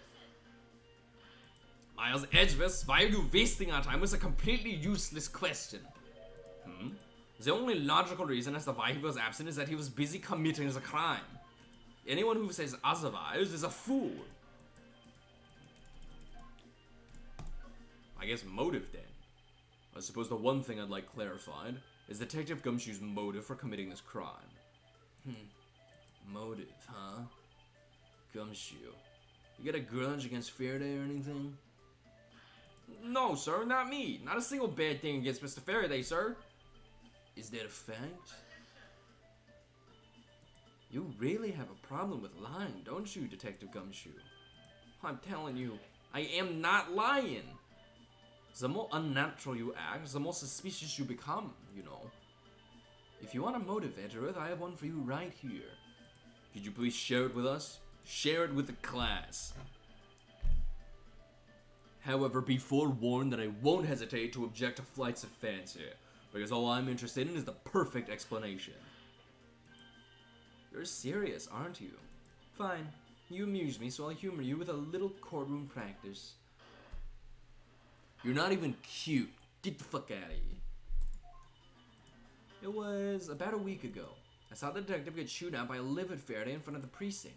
He stood there super pale as Mr. Faraday yelled, "That's a salary cut for you, you nitwit." A brand new detective suddenly getting his salary cut. That's reason enough for a grudge. Well, how's that for the perfect explanation? You totally misunderstand me, pal. No matter how mad I get, I could never hold a grudge. He's too dumb for that. Leave him alone. Quiet. We can't trust anything you say. Sorry. There's nothing wrong with the motive she proposed, per se. But there are some gaps in her logic that need to be filled in. Misused perfect explanation. May not be so perfect after all. You're goddamn right. Gumshoe's never done anything wrong and he never will. About a week ago. Was that funny, guys? Was that a funny reference to the meme about a week ago? Was that funny? Did that make you guys laugh? You should subscribe.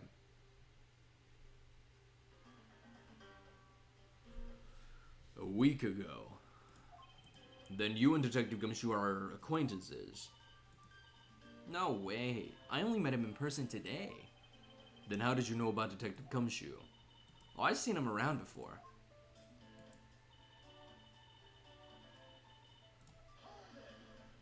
I don't have any evidence against this, so I kind of just have to, like, press her. Mr. Faraday was upset. Yeah? You know what else? Mr. Faraday isn't exactly known to get angry often. But there he was, totally beat red in the face. Ahem. And the offending detective just stood there, pale as a ghost, like he was about to die. Just like the face he's making now, right? You leave him alone. Oh, I'm completely innocent, I tell you. The poor man. It was quite the scene with the detective.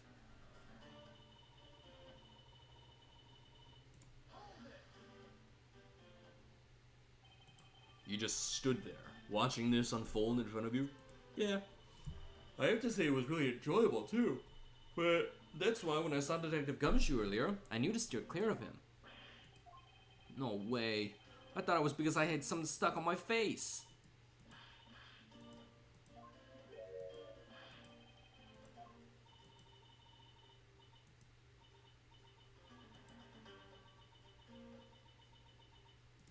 Leave him alone. I hate this bitch. I'm so tired of you. CCU, I'm gonna kill you. Miss you. If you don't mind, I'd like to return to your testimony now.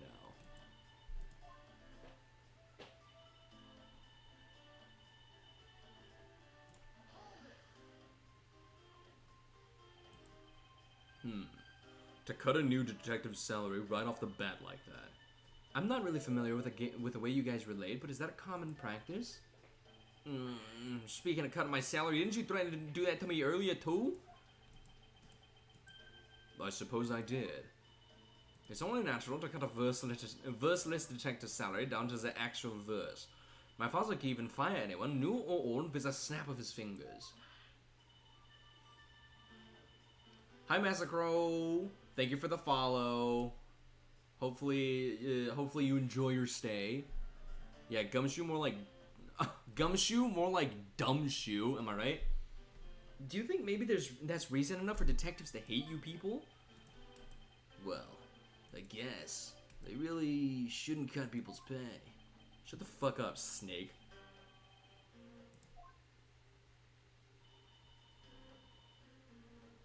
I don't have any evidence here. You call your explanation perfect. Is it not to your liking? Shut the fuck up about it.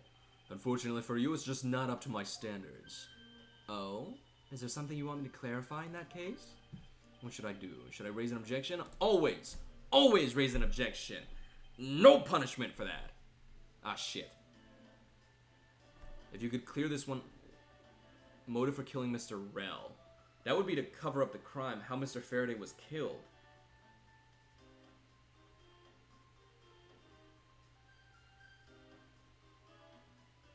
Oh.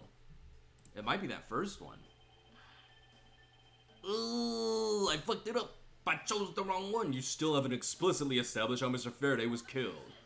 Ah! Thanks, Justin. This is my streaming gimmick, is I just do the voices for all the characters. Going senile already, Miles. Mr. Faraday was stabbed to death with a knife. Think before you speak. Not that. What I meant to ask was, how were the two men killed when they were in a guarded room?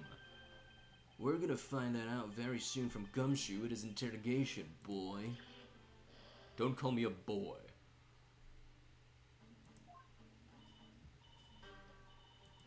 Oh, you're right, Edgeworth. Poor baby. Tell you what, I'll let you have another go. How's that? Ugh. Motive for killing Mr. Rell would have been... Oh, because he died first. I understand Detective Gumshoe's potential motive for killing Mr. Faraday. However, what about his motive for killing Mr. Rell? His motive for killing Rell? Like I would know. If there was no clear motive for both of the murders, then I doubt this incident would have occurred. Wouldn't you agree? Is there anyone else who might have had a grudge against either of the two men? Or should we look into that ourselves? Oh, in that case, I have absolutely no idea. You like the German one? Oh, stop.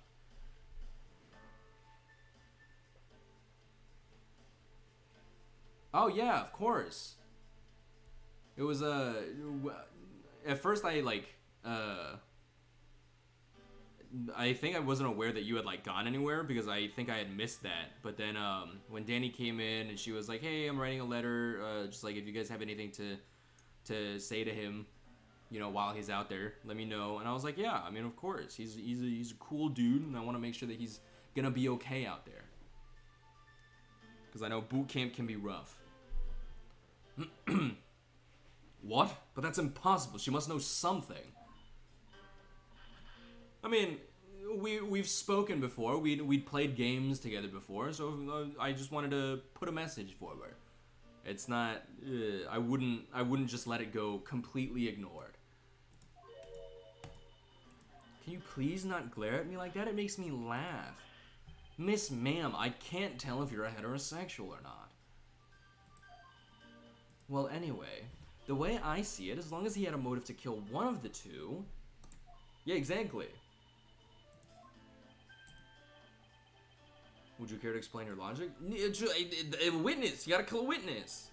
And this time, please try to provide a truly perfect explanation. I hate you. CCU, you're a little garbage can. I'm gonna put my garbage from lunch in your fucking mouth. I hate you. Miles Edgeworth, I demand that you shut this rude woman up. I wish you'd both be quiet for just 1 second, please. Oh well, I guess I'll just have to explain it to you. Why does everyone demand to call this children? I'm so tired. Let's see. How old are you? You little doofus? You're 22? Shut up, I hate you. Motive to kill the men. There's no one out there with a motive to kill both Mr. Faraday and Mr. Rell. All you really have to establish is that someone had a grudge against one of the two men. Mr. Rell, who happened to be there, became a witness to Mr. Faraday's murder. Therefore, he was killed out of necessity and set up to look like they had killed each other. What the fuck am I supposed to do? I wonder if that's really true. Is there no one out there with a grudge against both men? I should take another hard look at the evidence for this morning's case.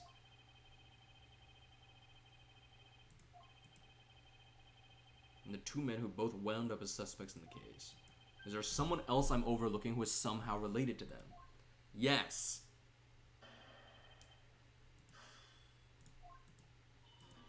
There's no one out there with a motive to kill both Mr. Faraday and Mr. Rell. But I've got this 3-year-old newspaper that says different. Look at this. Look at this. The victim is CCU, Cadopian Embassy staff member Manny Cochin, found not guilty. I feel like this might be it. I feel like that might be a suitable thing for me to present. Let's give it a shot. Ha! I got it. I did it. Monsieur, I believe there is someone you overlooked in making your statement. Or rather, is it because you'd rather not bring this person up? No. What do you mean? We're looking for someone with a reason to kill both Mr. Faraday and Mr. Rell. I can think of at least one person that fits the bill. He was a suspect in the original KG-8 incident, and a member of the Codopian embassy staff, Mr. Manny Cochin. That's right. The very man who came to visit you earlier out in the hallway. The man who killed a member of the Codopian embassy staff, Mr. Rell, and the man who was the lead prosecutor of the KG-8 incident, Mr. Faraday. Are you telling me that Mr. Cochin has no reason at all to kill both of these men? Well, I suppose he might have a reason or two. You covered for me, pal. It's 'cause I love you, Gumshoe. I would die for you. I would kill for you. I would be dead for you.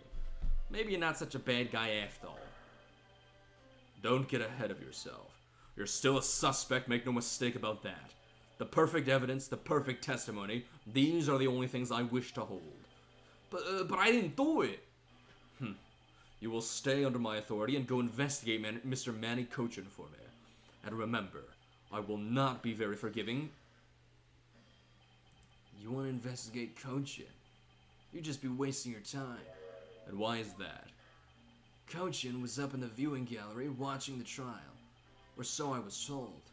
Every cop in this place has been keeping an eye on the guy since he arrived. Then the only real suspect we have is still Detective Gumshoe. I suppose so. No way. Come on, Detective Bad, you gotta believe me, sir. I really was in that hallway the whole time, sir. I never took a single step into this room, sir. Okay, then are you saying there was someone else who passed through the hallway? No, there was no one else, sir. Then why should I believe you didn't do it? That is one incredibly foolish detective. Standing right in front of a crime scene all by himself is as good as a confession of guilt. I have to admit that it's a bit strange. Most criminals will fabricate some sort of lie to escape their crimes. And if that detective really wanted to prove that he is innocent, you'd think he would at the very least offer up I spaced out while on duty or the like. It's 'cause he didn't do it. Gumshoe doesn't have a brain. Come on, Gumshoe. Time for your interrogation. That judge is breathing hard. He's having a rough time just standing there. Detective Bad. Oh. Poor Gumshoe. Always getting dragged up by some shit. Miles Edgeworth. I will go ahead and pass this and report this to Papa. And that, as they say, is that. Right, everyone? Well, I suppose we should both be getting back to our real jobs now, huh? Before we do, Monsieur, there's something I'd like to speak with you about. What is it? Keep laughing. Keep laughing, and I'm gonna take your job right from out under your feet. You're garbage. So, what did you want to ask me about? I know you're the victim, you little shit. The current case of the murdered Codopian embassy staff member. I've heard that people have begun calling it the second KG-8 incident. Only among you law enforcement types. And what about it? I'd like for you to tell me everything you know about the original KG-8 incident. I'm afraid I can't help you. I don't know anything beyond what was reported in the papers. No, I believe you know much more, since you aren't directly tied to the KG-8 incident. I'd appreciate it if you'd stop with the false accusations. Baseless outbursts are useless both inside and outside the courtroom, don't you know? Oh, fuck.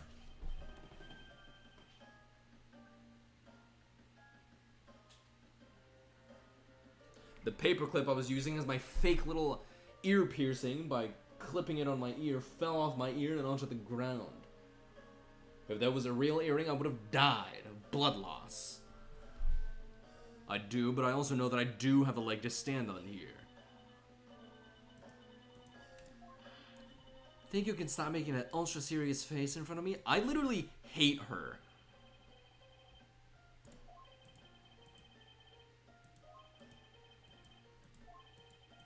Exactly how related to the KG8 incident she is. Get doinked on, idiot. I hate you. Miss Yu, I believe that I have proof of your connection to the KG8 incident. That file is your proof? Very well then. Why don't you tell me exactly how I'm related to the KG8 incident? Your connection to the KG8 incident is through the victim. The victim's name is CCU. You will note she has the same last name as you. Oh, that's right, she's Callisto Yu. Oops. Can you really still tell me with a straight face that you are not related to this case? Sorry, but we're not related. Just kidding. You asked that question with such a serious look on your face that I couldn't help but... Why do you keep laughing? This is a serious thing. I'm accusing you of something and you're gonna laugh in my face? I'm going to strip you of your badge and send you to jail. Miss Yu, I ask that you please tell me the truth. Alright. I'll tell you everything I know. Little shit. As you guessed, the one who reported the smuggling activities of the Amano group was my sister, CCU, as I thought. And she was killed right before she was about to testify at the impending trial by Manny Kochin. But because he was tried once and was acquitted, he gets to live out the rest of his cushy life completely carefree. All because of a lack of evidence. No, I heard that the evidence to convict him did exist. What? I heard it from Mr. Faraday himself after Mr. Kochin's trial was over. Apparently, a man in black made off with the most important piece of evidence. Then, the evidence had been tampered with. Isn't it just like a criminal to do something like that? The smuggling ring being run under the Amano group by one of its secretaries, they bailed Mr. Kochin out. Turns out they were in league with each other all along. How big was that smuggling ring? Was it a large operation? I don't really know, which is why I wanted to become the lead defense on this case that people are calling the second KG8 incident. But I haven't learned anything new at all. I was probably expecting too much, I know. You mean you think this case has nothing to do with the smuggling ring? I don't know what to think. Thank God she's not laughing anymore. I'm tired of it. Why did Mr. Kochin want to meet with you earlier? Actually, he came to watch the trial. Apparently he only found out that I was the defense lawyer on this case after he'd arrived. He figured he should say hi and one other thing. Looks like you couldn't resolve anything this time either. Too bad. What's that supposed to mean? Oh boy, stop it with the scary face already. I'm fine, really. I gave him a good slap across the face. No, you didn't, faker. But it's just as Mr. Bad said. He's not related to the double murder. I asked around and people in the gallery claimed that he was in his seat the entire time. Talk about cruel fate. Well, this is about all I know. Sorry. Guess I wasn't much help, huh? That's not true. I'm sorry I made you recall such a painful time in your life. Edgeworth, you really are too serious for your own good. You really need to learn to relax. We wouldn't want you to die of stress, would we? Thank you for the advice, but there's no need to worry. I work in my own way, and I will catch this criminal in my own way as well. You'll see. Look at you with your game face on, ready to go. I'm making no such face. Did you know? Laughter is the best medicine, Edgeworth. Don't you get tired of making such a serious face all the time? I'm charged with making sure that all the criminals of this world are found guilty. I have no need for laughter. There you go, making that face again. Oh well. I've got to get going. I still have a few loose ends I need to tie up. I'm gonna kill her. I'm gonna kill her with my own bare hands. That's what's gonna happen. The KG8 incident and this murder investigation. It is my belief that these two cases are related to each other somehow. Plus, that Detective Gumshoe. It's obvious he's lying even though the lie is hurting his chances. Clearly this case is far from over. But whether or not that detective is the murderer can only be determined once I've completed my perfect investigation. Mr. Von Karma, I swear to uphold your honorable name or my name isn't Miles Edgeworth. Also, is this one gonna have... I wonder if this one's gonna have, what do you call it? Court sessions.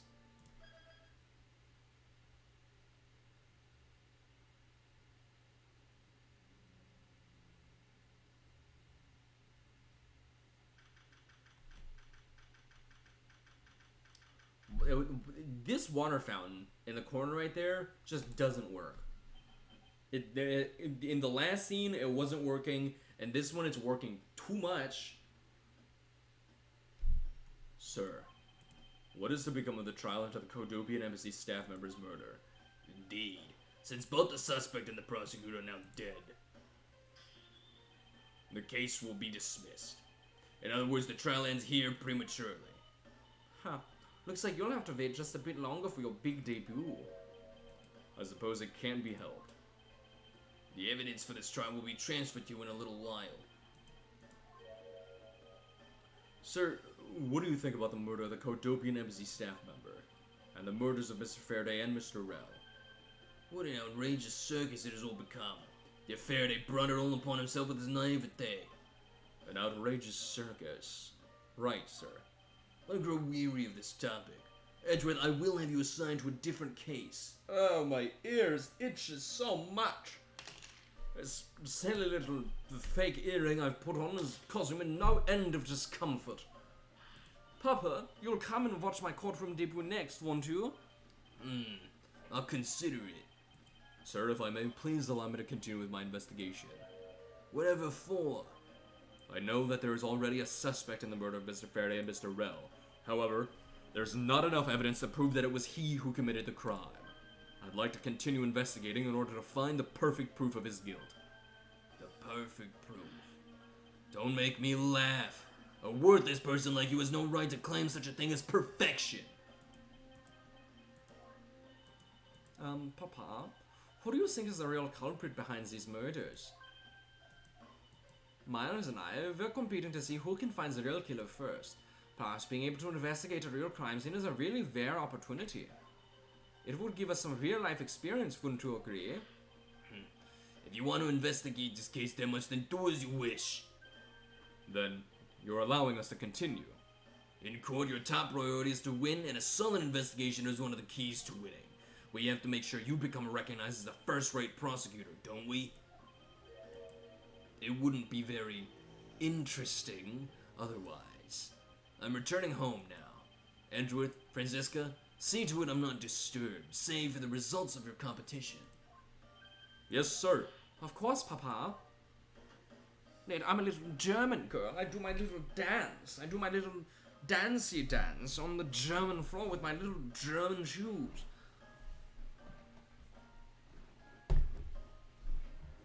Franziska, thank you. What are you thanking me for? Your logic earlier was built on the scruffy detective's lie. That means that the competition is still on. Yes, just as you wished. I couldn't let you get off so easily. Now then, let's see how well you fare on the investigation from here, Miles Edgeworth. I know I don't have enough information yet, so my first order of business will be to question anyone involved with this case. Homie in the back is taking a nap.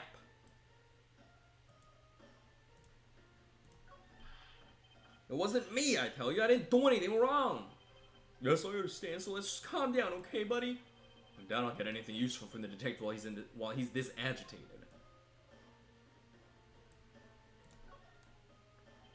Miss you. Oh, it's you, Edgeworth. And who are you? Wait, you were at the crime scene just now, weren't you? You should be disbarred for not knowing who I am. I am Franziska von Karma, and I am about to become the successor to the family name. About to? I guess that means that for now, you're still just another kid. In which case, it's only natural that I didn't know who you are. Yeah, get her ass. What? No, not him. Anyway, it looks like they're planning to hold the evidence a bit longer. If there's one thing I can't stand, it's waiting. I'm terribly sorry, but I have but a few more questions to ask of you. Why do you keep laughing?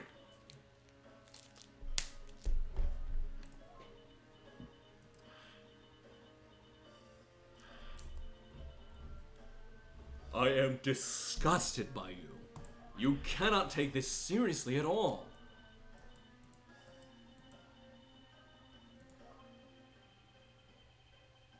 Apparently they failed to teach you proper behavior at a crime scene in law school. Ah, whew. I feel much better now. So, what is it you want to talk about? I'd like to inquire as to where you were at the time of the murder. We were in defendant lobby number 1 the whole time, up until we heard the gunshot.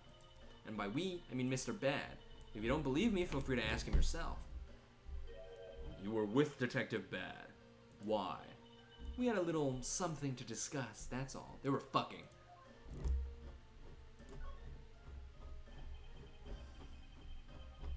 So I take it that your acquaintance is with Detective Bad. Yeah, he was the detective in charge of the KG-8 incident. Detective Bad is also related to that incident. That's right. He was the one who was supposed to protect my sister, Cece. But you know how that turned out, don't you, Edgeworth? Miles Edgeworth, I have no idea what you two are talking about now. I've heard of the KG-8 incident from my papa, but how does that case relate to you, Miss Yu? The victim of that case, CCU, is my little sister.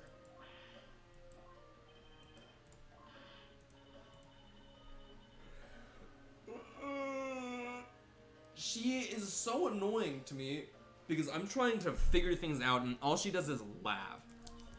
There's nothing funny. I'm fine, really. I just make it a point to rub some more salt in his wounded pride every time I see him. The way she talks about doing that as she laughs away is kind of creepy. Now, speaking of Mr. Bad, he and Mr. Faraday, I'd say they met up just about every single time the Yaragarsu made a move. It was practically a given that the two would meet up at every one of the crime scenes. I see. He did mention that he was in charge of the Yaragarsu investigation earlier.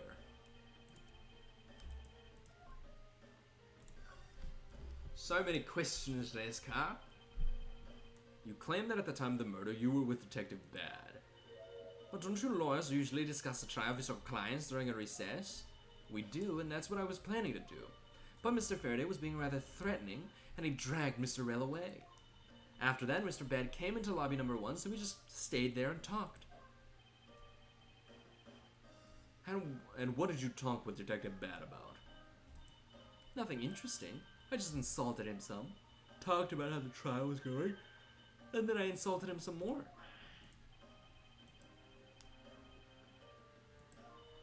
Anyway, Mr. Bad and I were in defendant lobby number 1 when the murders occurred, so I really can't tell you anything about the hallway or lobby number 2.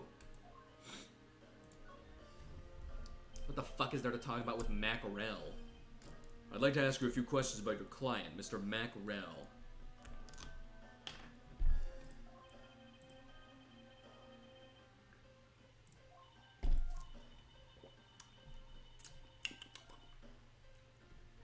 Diet Snapple goes crazy, dude.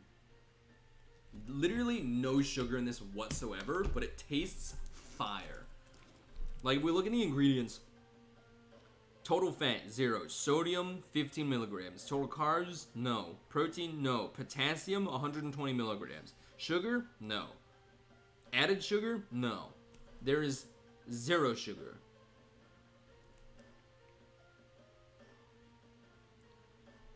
Our real tea starts with the finest tea leaves and is made from filtered water, citric added tea, aspartame, potassium citrate, natural flavors. So there's the aspartame, but I guess that doesn't count as sugar? Because it's not even listed on the nutrition facts. 10 calories a bottle, too. My god. I'm gonna buy this shit way more often. I got like a 24 pack from Costco. Costco saved my life. Once I heard that it was a Yaragarsu that made off with the evidence from KG-8, I began to ask Mr. Rell all sorts of questions, but to no avail. Turns out Mr. Rell was not the Yatagarasu, he had just made that up. He made it up.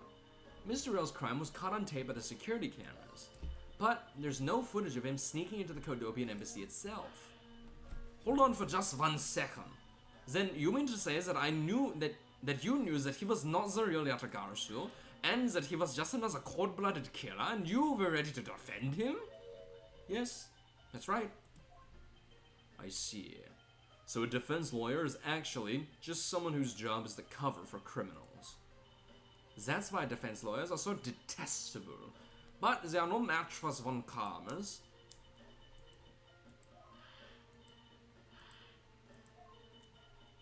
Why don't you save that face for something really worth being serious about? And Edgeworth, do you remember what I said earlier? I have my own agenda. I'm still on the hunt for leads regarding the KG8 incident, alright? And for that you have not a single qualm about defending a known killer? Don't put words in my mouth. I said no such thing. The only way I had to get close to Mr. Rell was to be his lawyer. I had no intention of covering for him ever. So don't you dare suggest I was going to. I'm sorry. Forgive my rashness. I don't like you. I don't know, I'm like, it's not that I don't trust you. I don't think that you did anything wrong, really. I just don't like you. Miss you. I was wondering if you could tell me about the Yatagarasu. Yatagarasu, I don't really know much about that character myself. But I do get a lot of consultation requests from companies to defend them. Requests from companies? The Yatagarasu isn't some petty thief out for money, you know.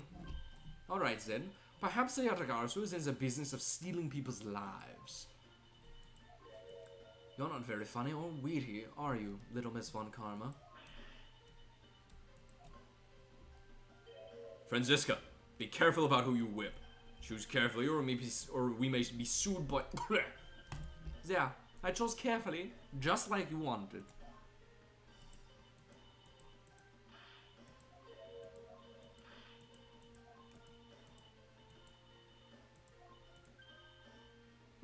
Of course it was.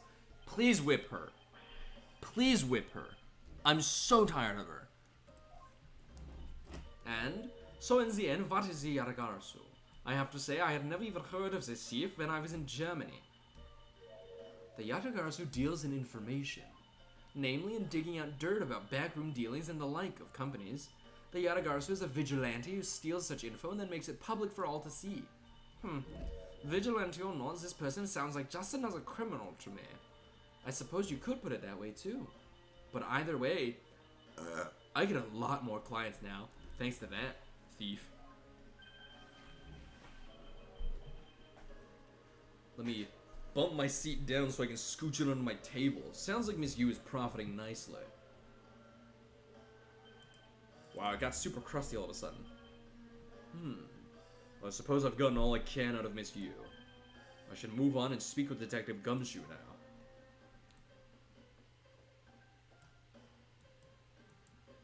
Whee. Detective Gumshoe. Hey, it's you, pal. You're here. Youch! As am I. I don't think you needed to whip him to let him know that. I didn't do it, pal. I swear my honor as a detective. I really didn't. Your words are useless. I place my trust only in the evidence, detective. Once the investigation is fully over, and should we find out that you are the killer, there will be no mercy to be had for you. Have a heart, pal. But you're not worried, right? After all, you have nothing to worry about if you really are innocent, that is. That's right. Hey, pal, go and do your perfect investigation and get the real killer for me, will ya? I would have done so even had you not requested me to, detective. So you and Mr. Faraday had a small meeting last week, did you? And what exactly did you do to make him so angry? I just asked Detective Bad the same thing myself, pal. Turns out, he was mad at me because on my very first day as a detective, I reported in my usual post instead of the Criminal Affairs Department. By the time I got down to the Criminal Affairs, I was really, really late. And that's when he gave me a huge speech. I remember doing the same exact thing in elementary school. On the first day of school every year, I always wind up going to my old classroom. How pathetic for the detective to be compared to a mere school child. You claimed to be standing guard in front of the door to lobby number 2 during the recess. However, when did you receive the order to do so, and from whom? Earlier at around 3:20, and from Detective Bad, pal. today's trial took a really crazy turn. So, I was told to make sure nothing happened to Mr. Faraday. And yet something did happen to him, correct? It looks like it was... Oh, wait. Oops. It looks like it was a total waste of manpower to assign you to guard duty. Ow. Your words sting. Your words sting worse than your whip, pal. So it was Detective Bad who ordered him to stand guard, huh? Now then, Detective Gumshoe, is there anything else you'd like to tell me? Nope, not a thing, pal. In that case, allow us to take a look at what you are carrying on your personage. Ah! Wait! You can't do that! There's nothing of any particular value here. Well, my handcuffs and badge were confiscated by Detective Bad, so, you know... And what is that open envelope I see sticking out of your coat pocket? Hands off, pal! Just shot toss already. Yow! Bonus? $5 bonus? Poor guy. I just got it and cashed it today. I had literally no cash on me up until I did, you know. So that envelope is really special to me. Now give it back! You don't need a rubbish like this. Don't worry, we'll sort a way for you later. How could you...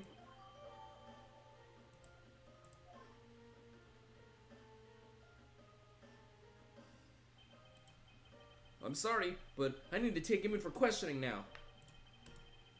Let me scope this out real quick.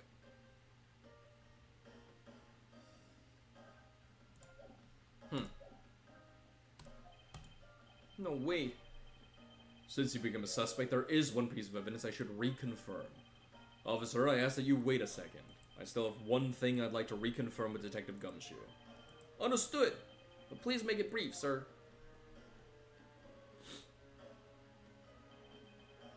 This cop next to this little, like, fixture in the middle looks like he's about to power lift that thing. I want to hear it from the horse's mouth. I must confirm whether or not his testimony about when the crime occurred is the truth.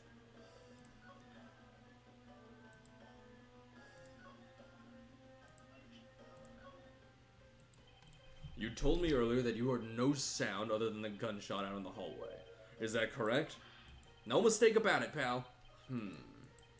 Then you are also claiming that no one passed through the hallway either. Is that also correct? Yup. Not even a single ant passed through that hole while I was on duty. You do realize that the lie you're telling is only making life more difficult for yourself. Huh? Oh. But it's true. I didn't see anyone go through the hallway, and I didn't hear anything else, pal. I bet the killer found a way to kill the two guys that's beyond what I can even imagine. So he intends to continue telling this ridiculous lie. But why would he do so, given the situation he's in? I believe a thorough investigation of the hallway in front of the defendant lobbies is in order.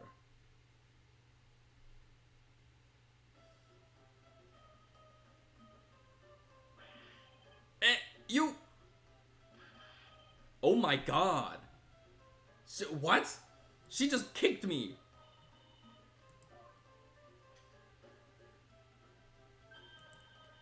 How could you have not noticed that coming? Wasn't that the child I changed money for earlier?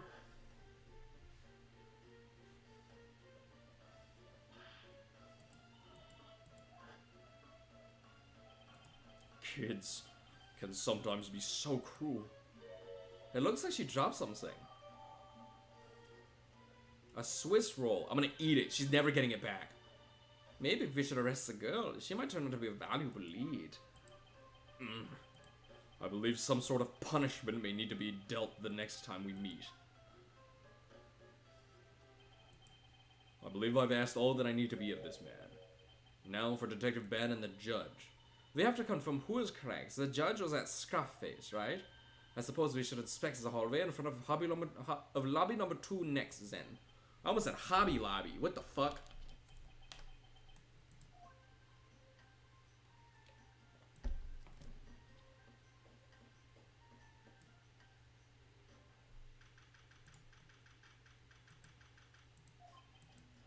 So, did you see anything else? Oh, no, I don't think so. I see. Well, thanks for your cooperation. Oh, it's nothing. I'm just doing my duty as a defender of the law. That'll be all for now. I'll ask again if I have any other questions. Anytime, detective. Now, if you'll excuse me, I have a few loose ends to tie up. Oh, you're the new prosecutor Mr. Von Commer recommended, right? My name is Miles Edgeworth, Your Honor. And I'm Manfred von Commer's daughter, Franziska von Commer. I'm set to become the successor to my genius father any day now, Your Honor. I see, Mr. New Prosecutor, recommended by von Commer, Mr. Edgeworth, and Miss... I bit my tongue.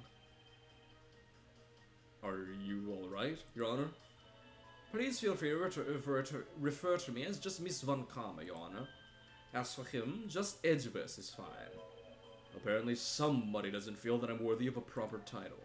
Oh, very well then, I shall call you Miss von Commer and Mr. Prosecutor Edgeworth. Your Honor, Mr. Edgeworth is fine, sir. Now about your earlier testimony. Yes, what about it, Mr. Edgeworth? I would like to ask you a few questions about what exactly you saw. All right. After all, it's my duty to clarify my testimony as a defender of the law. I greatly appreciate your cooperation, Your Honor. Now the first thing I will need to do is figure out that detective's exact movements. So I guess I'll chat with this dude first. Your Honor, I'd like to ask you a few questions, if you don't mind. As a matter of fact, I do mind. Where were you at the time of the murder? Do you suspect me of something? No, nothing of the sort, Your Honor. Very well, you may continue with your testimony. Your Honor, it's your testimony I'm after. Oh, I had no idea you were chasing after me or my testimony.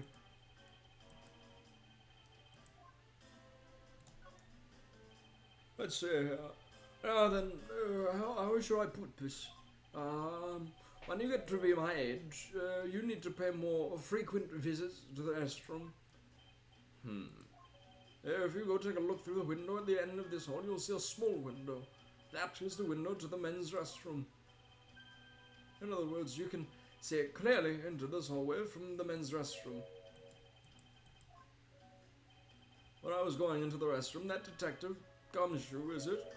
Well, he was standing in front of the vending machines buying something from it. However, and this I couldn't believe, when I was about to exit the restroom, there was not a soul in the hallway anymore. Your Honor, if you could please calm down and explain it to me rationally. Oh, I'm really sorry. Please let me regain my composure. It was really suspicious. That's what my fine judge's intuition said. Although, well, until the murders occurred, I just sort of brushed it off. Apparently this judge doesn't understand the concept of staying calm.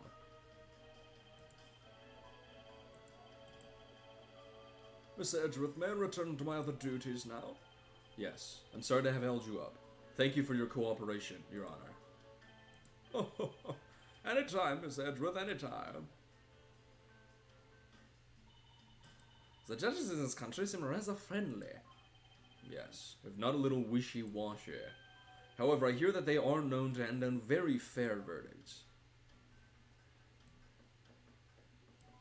Something about this window struck me as odd. What is that? And then there's ants there too. What is this? It's a pink-colored piece of trash made of rubber.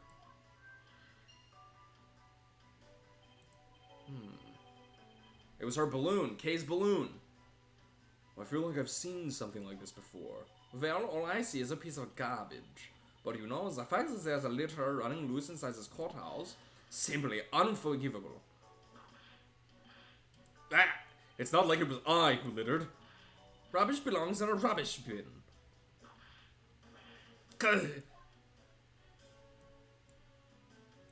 And then there's ants over there. What's the matter? I pricked myself on one of this cactus's needles. I didn't think the needles on this thing would be so sharp. Well, what did you expect? Can you imagine how bad it would be if you were hit on the head by one of his ears? Anyway, this cactus seems to be unrelated to our case. Do you really think so? Because I believe that this cactus sitting on this windowsill is completely related. Oh? Well then, I look forward to your explanation on how exactly it is related. The ants are hard at work carrying their food home. It's a marvel that they can pick up such comparatively large objects to their size.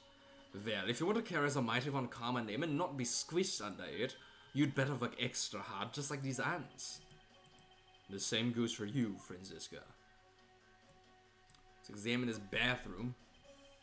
So that window on the other side belongs to the men's restroom. I can't see it. At your height, I'm not surprised. I guess short people have feelings too. Okay, so that's an interesting thing. The dirt on this bench smells like some sort of sweet substance. I can't believe there's someone going around dirtying the courthouse. For shame. Calm down, Franziska. Now take a good look. Doesn't this smudge look kind of like a handprint too? I suppose it could be, which means that perhaps we can lift the prints of the person who sullied this bench. I see, and then we'll know the identity of our Mistress Slob. You there, the lab technician. Could you please find out who this handprint belongs to?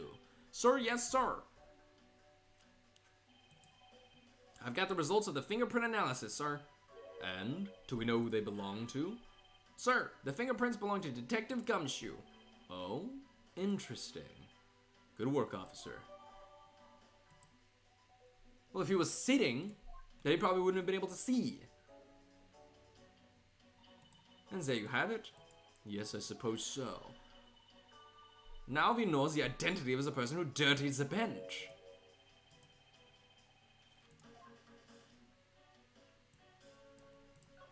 Yeah, so he sat down. What are these black speckles? I believe it's a pile of ants eating away. Ooh, that detective. He claims that not a single ant slipped by him, and yet he has a whole hill of them. What are you hitting me for? As a replacement for that pathetic detective. Perhaps I should add this deduction to the detective's growing tab of pay cuts. Anyway, I wonder what the ants are eating. From the look and sweet smell of it, pieces of cake and chocolate from a Swiss roll. Miles Edgeworth. The courthouse is to be kept pristine at all times. It wasn't me that dropped food on the ground. The courthouse must be kept clean.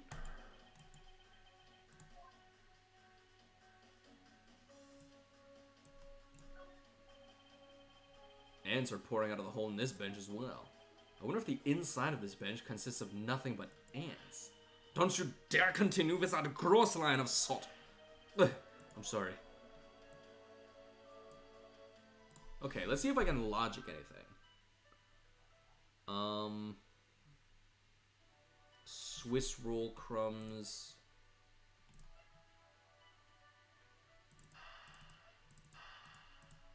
Is this gonna connect?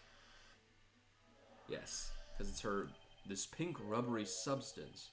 I saw this in a different form earlier today. I believe this is a piece of a popped balloon. I suppose that's possible. The balloon probably got a little too close to our friend, the windowsill cactus. That would be the logical conclusion, yes.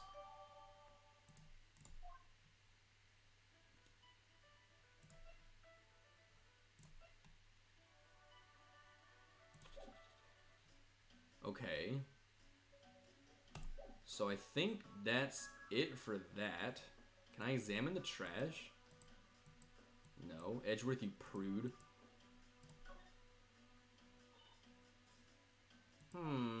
It would appear that this vending machine sells snacks and various other foods. Just lovely. What will they think of next? Don't be a jerk in court like these beef jerks. 1 packet for $9. Defendant's fresh milk, 1/2 pint for $7. Stay neutral as the Swiss do until the end of disease for $6. They're awfully overpriced. The lineup is simply awful, period. Speaking of snacks, I wonder if that Swiss rolls the little girl dropped us from this machine. I was wondering about that myself.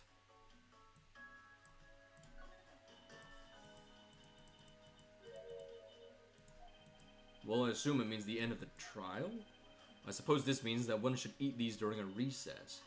You can't eat during a trial, so I suppose the only time you can eat them is now, huh? I wouldn't mind if you wanted to eat one now. They come in packs of 2, after all. We're in the middle of an investigation. Besides, I don't have $6 on me. If you want, we can pool our money and buy a pack together. If I have to split it with you, then I don't want it.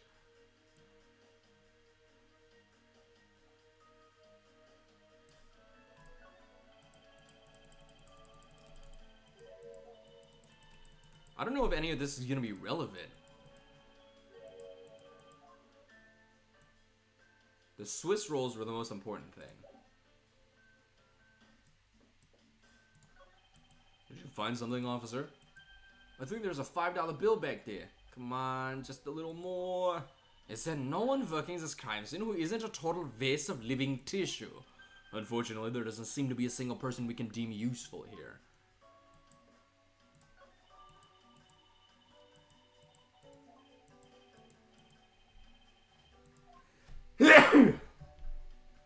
Ooh.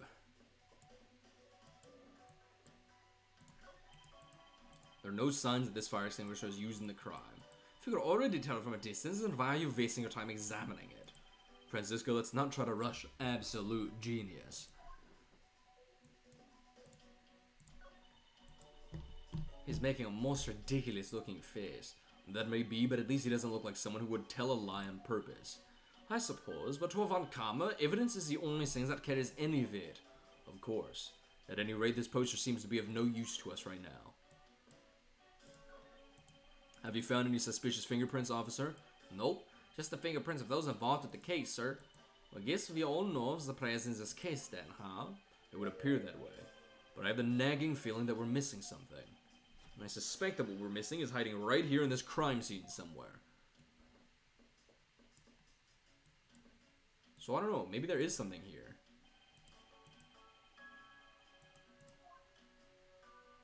No. Do I have anything for logic? Swiss will... oh.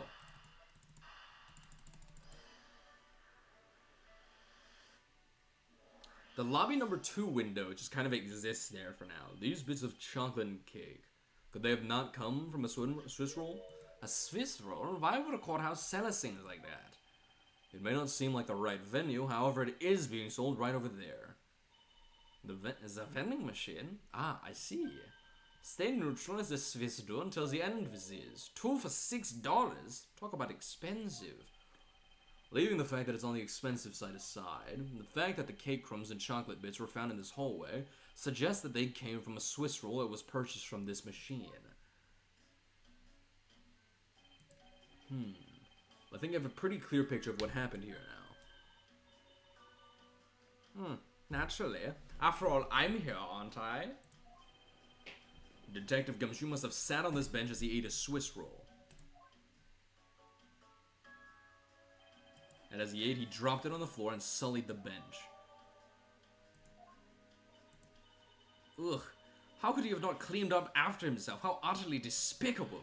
Don't you dare whip me again. It wasn't I who made the mess in the first place. Anyway, if it was indeed Detective Gumshoe who bought the Swiss roll, that creates a rather interesting contradiction of facts. A contradiction? Yeah. I think another look at the special courthouse vending machine is in order.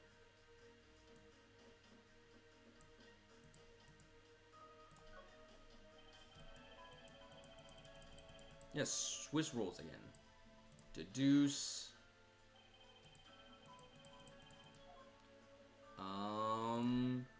Broke-ass Edgeworth.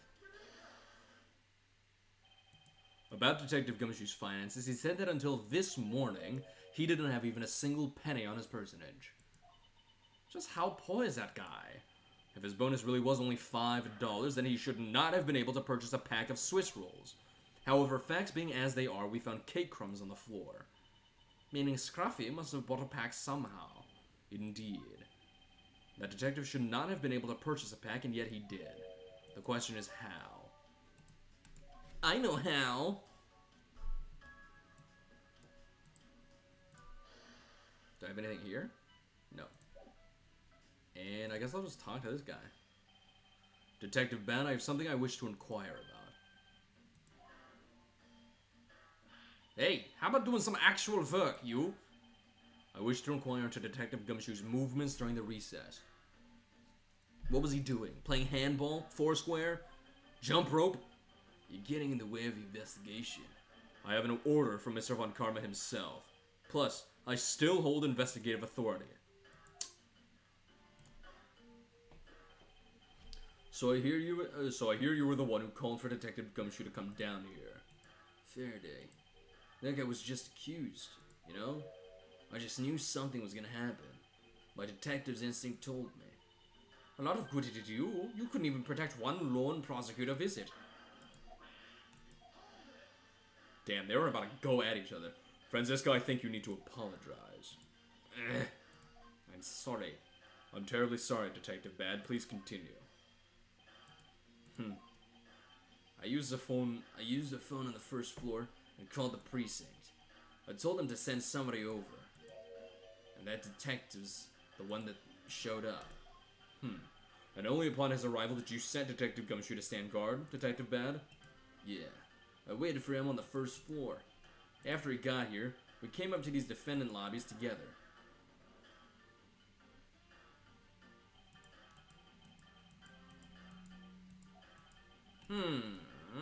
So what was she doing in there? Oh, I see.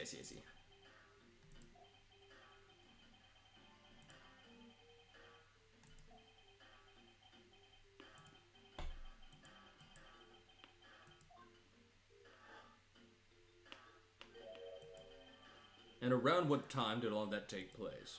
Let's see. I think it was about 30 minutes before I heard the gunshot. After giving the big lug his assignment, he never left the hallway, not once. Oh, and how can you make such a claim?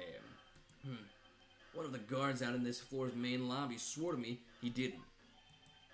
If the detective never left the hallway, then where did he disappear off to? It's that simple. He must have gone to lobby number 2 just as I suspected. You and I, we were in lobby number 1 next door. The only one without an alibi is Gumshoe.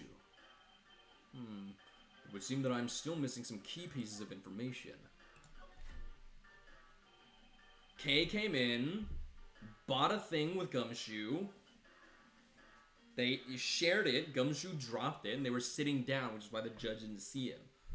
Detective Bad, you also heard the gunshot, did you not?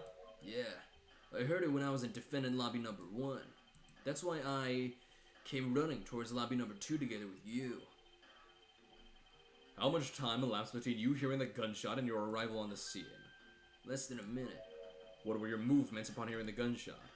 I grabbed the big lug who was just walking around in the hall and raced into lobby number 2. And that's when we discovered the bodies, in that order. That makes you the discoverer of the crime scene, right? Yeah, I guess it does, little miss.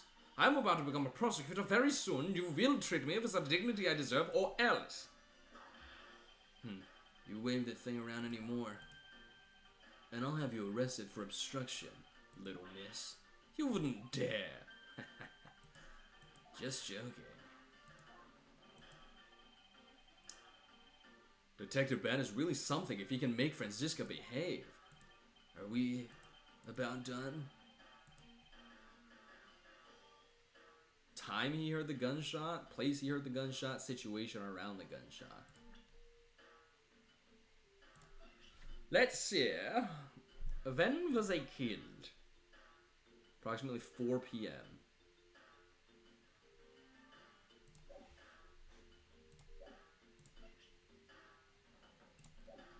And I think Gumshoe was set up over there at like 3:20. Time you heard the gunshot, place you heard the gunshot. I guess situation around the gunshot? I'd like to know a little more about the circumstances under which you heard the gunshot. Like I said, I was in lobby number 1 with you. I have nothing else to add. Well, his testimony certainly corroborates with what Miss Yu said. Miles, you already asked him about that, remember?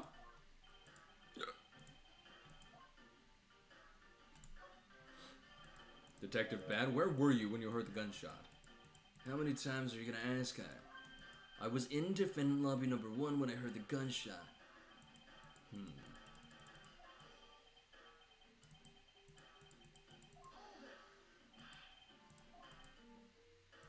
Time you heard the gunshot. He said he heard it at like 4. It was around the end of the recess, and the trial was about to start again, I think. He was supposed to make time for himself to transfer the evidence he was holding. But I got the sense he wasn't going to show for the handoff. So I figured I should go get him, or he'd be late. And just as I thought that, bang! The sound of a gunshot hit my eardrums.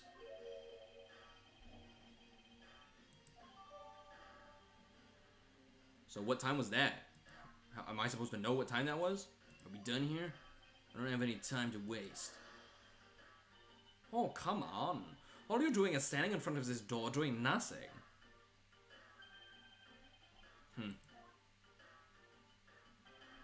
I get the sense that he is somewhat investigating this crime scene. Or rather that he's keeping us under surveillance. But to what end?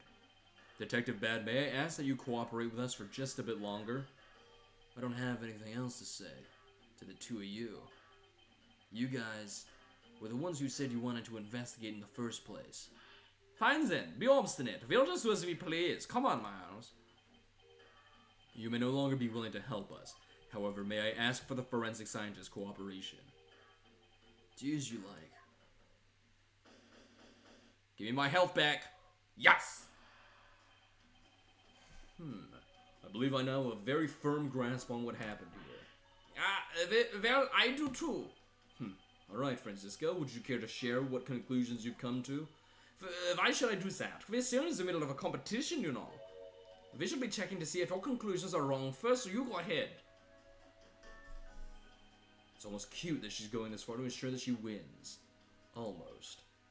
Very well, but first we need to pay His Honor a visit to correct his testimony. We're stanced up. Oh my god.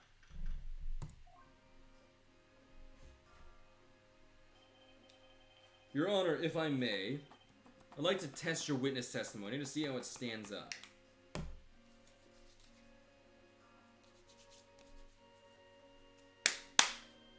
Sorry, my hands are starting to get sweaty, so I put on some hand sanitizer to let the alcohol dry off the sweat. That's a little pro tip for everyone. Do you doubt me? Am I your new suspect? In a sense, I suppose you could say that. Even you, a judge, is nothing but a common witness before Von Karma. Silence in the courtroom. Silence, I said. Mr. New Prosecutor, recommended by Manfred Von Karma, Myers Edgeworth, the miscellaneous prosecutor successor, Manfred Von Karma, Francisco Von Karma. You bit your tongue again, didn't you? As a defender of the law, I could never give false testimony. You can even place me under oath if you want. Very well then. Your testimony, if you please. Wow. This is interesting. During the recess, I went to the restroom. There's a window on the hallway side. In other words, I could see into the hallway. As I entered, I saw the detective buying something from the vending machines. But when I was about to exit the restroom, he had completely disappeared. A detective that goes missing while on duty. That sounds mighty suspicious to me. Joke's on you, little rat. Your Honor, can you please try to remain calm? Oh, no. I'm so used to simply listening to testimonies that I got caught up in the excitement. I'm sorry, Your Honor, but I'm afraid I'm gonna have to spoil your fun now.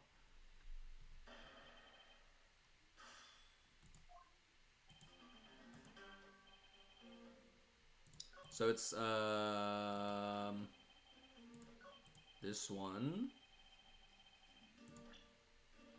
And is it his check or is it the Swiss rule?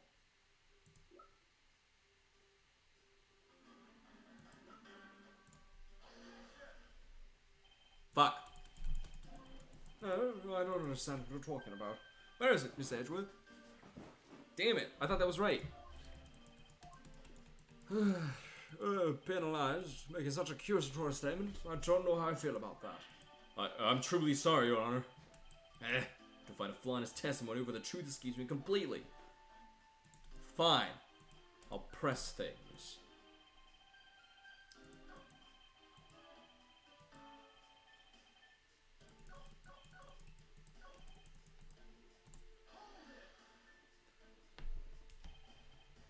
Your Honor, why exactly did you pay a visit to the restroom, if I may ask? Oh, well, isn't it obvious? What else do you go to the restroom for? Oh, maybe I knew it. You suspect me of some sort of tomfoolery, don't you? Please stay calm, Your Honor. It's gonna be much harder than I anticipated. I'm sorry. You're right. I need to think things through with a level head. I'm just nervous because so much has happened today with this trial. Woo! Something in my trash shifted by itself and I got a little scared. I got a little worried. Let's say, I announced a recess and a time for us to reconvene. But having done all that, I still wasn't able to go to the restroom right away. And why couldn't you? Mr. Faraday had been accused, so I had paperwork to process regarding a new prosecutor. Once I had finished that, I was finally able to make a mad dash to the restroom. At least you stayed consistent on the going to the restroom part of his testimony.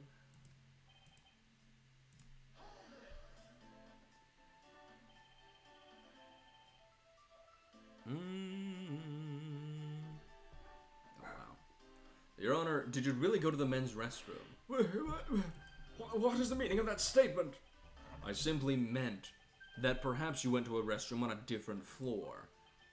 I had to go for such a long time. It was all I could do to dash to the closest one to the courtroom. I suppose that's only natural given his circumstances. I ran from the courtroom, through this floor's main lobby, and down into the hallway. Once you enter, you can see there's a window just above the urinals. And it was through that window that you witnessed Detective Gumshoe, Your Honor? Yes, exactly. Your Honor, there's no need to yell. I can hear you just fine. Okay, I guess I put a little too much into that last answer. Now then, let's continue with the testimony.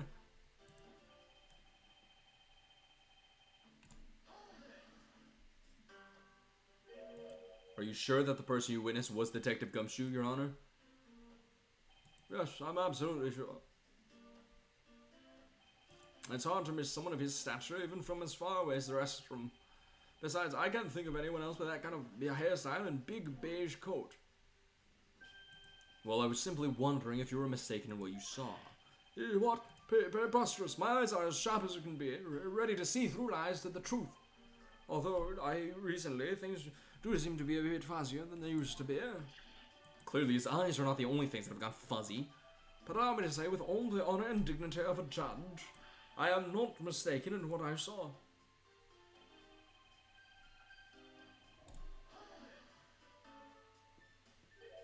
He disappeared. But Your Honor, didn't you just say, I saw that detective buying something from the vending machines? Why, yes, I did.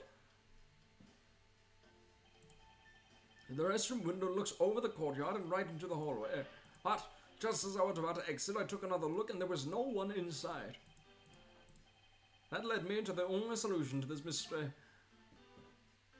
That detective must have gone into the crime scene, lobby number 2 at that point. So he looked into the hallway from the restroom and over the courtyard, did he?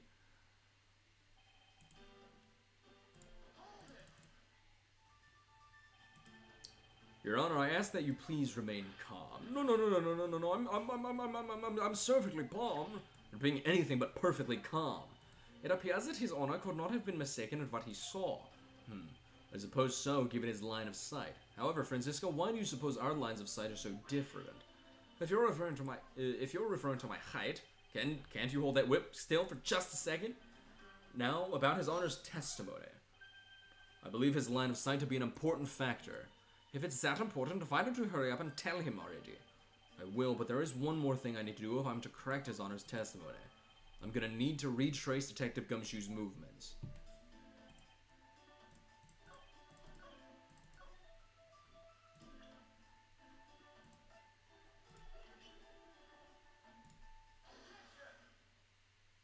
Got it. What was that finger for, Mr. Edgeworth? Don't you know it's rude to shout objection while someone is giving testimony? Ha. If you truly are a man of the law, then you must always be vigilant. For example, I myself never let an opportunity to shout objection pass me by. Miles Edgeworth, it's one thing to be passionate about your job, but this is real life. This is what some people may say is the pot calling the kettle black. Your Honor, I wonder if you might take a look at this for me. Oh, what is that filth? How dare someone dirty the hallway bench like that? Who is the culprit? That party is hereby found guilty of uncleanliness. As you must know, the uncouth bench sullier has already been placed under arrest thanks to your earlier testimony, Your Honor. Oh, well, that's good, but who was it? We were able to discover something from the smudge on the bench, namely Detective Gumshoe's fingerprints. Not happy with committing just murder here to go and dirty the courthouse too? Guilty! Your Honor, please calm down. While it's true that the detective is the one who made the mess on the bench, we have not yet established that this action is related to the double murder. Oh, what do you mean? I believe that the detective bought a pack of Swiss rolls from the vending machine, and then promptly sat down on the bench to eat one.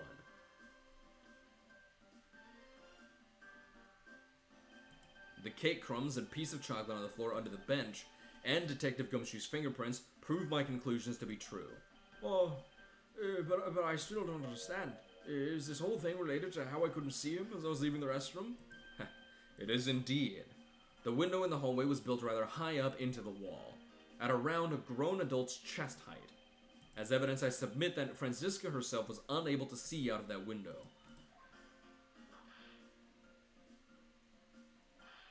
I knew I shouldn't have used her height as evidence. Basically, what this means is that the area directly under the hallway window is a blind spot when the hallway is being viewed from the men's restroom. Then?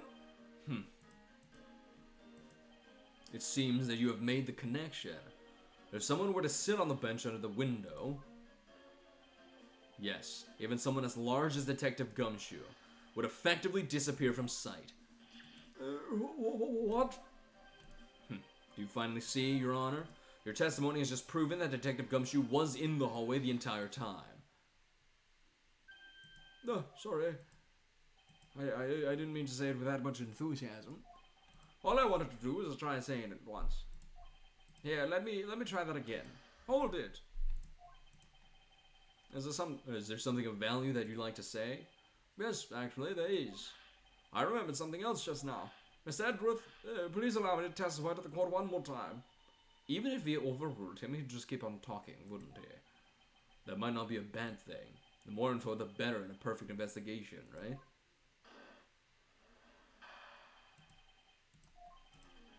I suppose it's possible you can't see a seated person from the restroom window. However, it doesn't mean that the detective was sitting there when I looked. Anyway, I forgot to testify earlier about probably the most important detail. As I was leaving the restroom, I heard the loud bang of a gunshot. What was that? That is the testimony of one who judges the crimes of others. Your Honor, could you try to state the important facts first next time? I agree. Before you go around judging others, you should learn to judge your own words. I'm sorry, but honestly, I thought that sound was just a noise pop until just now.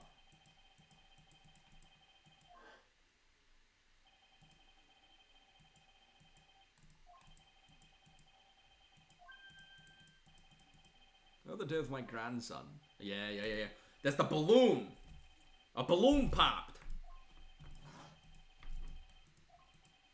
Your Honor, if I may, I'd like to clarify a few details in your testimony.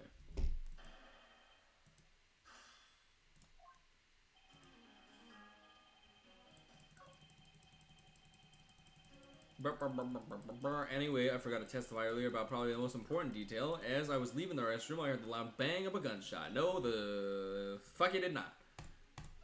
Take that! Motherfucker, dude.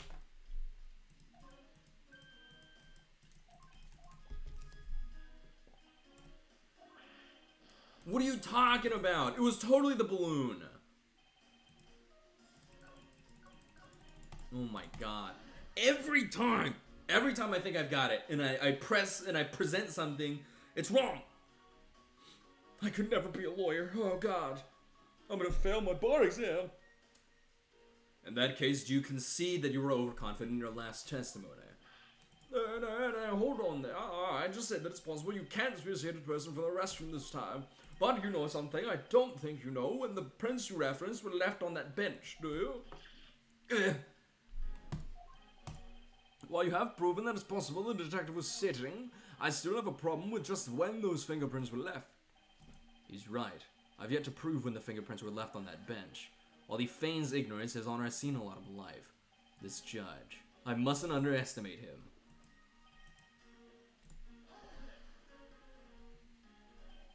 As we established, you went to the restroom during the recess. However, at what point in the recess did you look into that hallway? After I called for a recess, I handled the change of prosecutor paperwork. Maybe about 20 minutes until we reconvene. Yes, that sounds about right. Just as I expected. What were you expecting? And I demand to know what that all-knowing smile is for. Your Honor, that statement you made just now is very important. I'd like for you to append it to your testimony.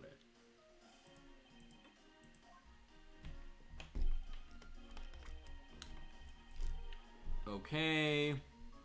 And then Bad's testimony. Come on, dude. Let me use the fucking balloon. I cannot allow you to make an objection. What? Your Honor, I'm really sorry, but I cannot allow you to not allow me to make an objection. You can't. I've been overruled. Your Honor, there are simply too many holes in your testimony for my taste. What do you mean by that?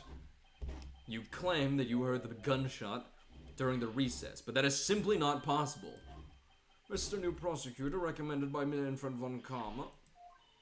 Instead of biting your tongue, why don't you... something. Hey! I see you have no mercy for the elderly either, Franziska. Don't talk back to me unless you want to be whipped in the back. With your height, you need a stepladder afford to accomplish that. Mr. Edgeworth, my ears aren't all that far gone yet. I'll have you know I can still hear him just fine. And I heard the sound of a gunshot loud and clear with my own true ears. Ha! Your Honor, I have here an interesting bit of testimony. It's from Detective Bad. And according to him, he heard the gunshot right before the trial was about to start again. What did you just say? Your Honor, you just said that you heard the gunshot about 20 minutes before we were about to reconvene. How do you explain this glaring contradiction? That can't be. Unfortunately, that is the truth. But I heard it clear as day. Bang, the loud sound of a gunshot. The sound of the gunshot. We keep returning to this point of contention. And that piece of evidence, I always did wonder why I found it where I did. However, now I understand what that gunshot the judge heard really was. Motherfucker. I knew it was this all along and it just wouldn't let me do it. Please. I found this object in the hallway earlier. What is that pink substance? Your Honor, it's cum. It may not look it, but this is actually a piece of a balloon. I see. I suppose you would like me to accept that pink balloon into the court record. Your Honor, I present this piece of evidence in order to overrule your testimony. What? Your Honor, your argument goes as follows. You saw no one in the hallway when you heard the gunshot. Now, there is no guarantee that the detective was sitting on the bench at that time. Therefore, you believe he must have been at the crime scene, defendant lobby number 2. Am I correct? Yes, that's exactly right. Let me ask you something. Do you think that the gunshot you heard was produced by a real gun? I think I've said enough that even you can figure the rest out on your own. Your Honor, you were fooled by the popping of this balloon into thinking it was a gunshot. What manner of trickery is this? That was a good effort you put forth, Miles Edgeworth. But if it was me, I'd have wrapped this thing up before the judge even testified. Care to elaborate on how one ends something before it even begins? Well, to be honest, I did think the sound was a bit off from a real gunshot sound, but gee, who could have guessed that someone pop a balloon in a place like this? That's true. One doesn't usually think balloons in conjunction with courthouse. But it's that little baby kid.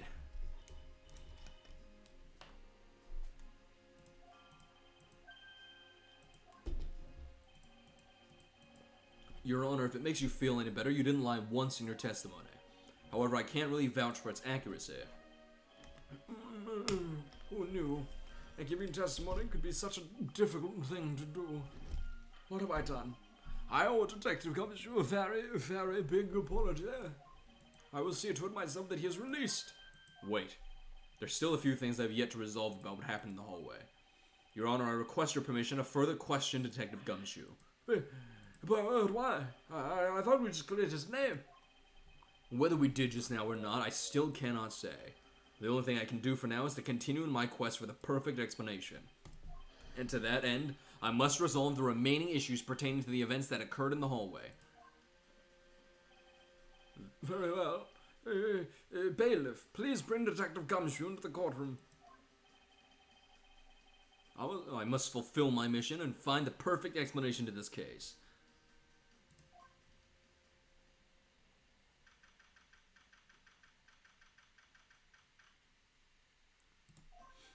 There he is! I thought he wasn't wearing clothes for a second. His, like, jacket matched his skin tone, and I was like, hello? Is he naked?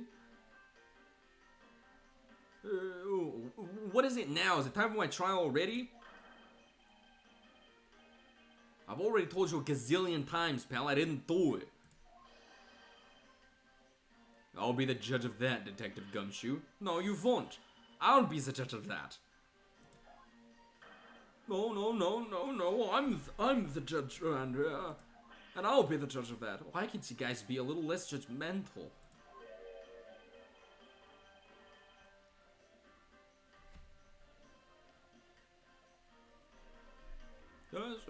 Speaking of hasty judgment, Detective Gumshoe, I'm afraid I must apologize for an errant judgment on my part. Your Honor, I don't believe you should apologize just yet. We've yet to prove he's completely innocent of this crime. I guess so. What are you guys talking about? In any case, I would like you to testify as to your actions while you were on guard duty. And please remember, you are not on trial. This is all just a part of the investigation. As such, you may still be found to be innocent. However, if you should give false testimony... Yow! My whip will eject loud and clear. If you are found to be lying, you will be held indefinitely. Understood? I got you, pal. Thinking back on the state of the crime scene and the judge's testimony, it's obvious that Detective Gumshoe was lying. And if I can't break his lie, then we may never get a break in this case. Sweet little Gumshoe, there's nothing going on behind those eyes, is there? I came down here to this courthouse on Detective Bad's orders. As soon as I got here, you ordered me to stand guard in front of lobby number 2. From that time on until I heard the gunshot, I was in that hallway the whole time. On my honor as a detective, I swear it wasn't me, pal. He's still singing the same tired tune. In that case, I'll just have to change the melody. I know he's lying, and it's time I pull the information I need out of him. So, let's press...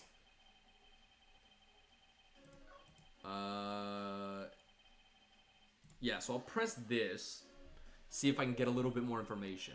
You claim to have been in that hallway the whole time. However, is it not a fact that you did something while you were in that hallway? Of course I did something. I got at the lobby number 2, pal. What else?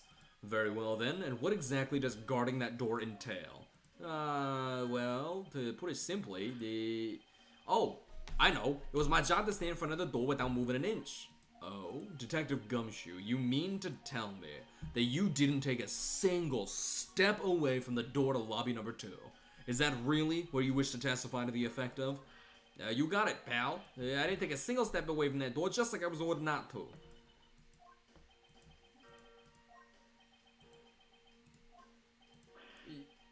Why is everyone so quiet all of a sudden? Because we are all in shock and in awe of your utter stupidity. Scruffy, if you're going to lie, at least tell us a more believable one. But I'm not lying.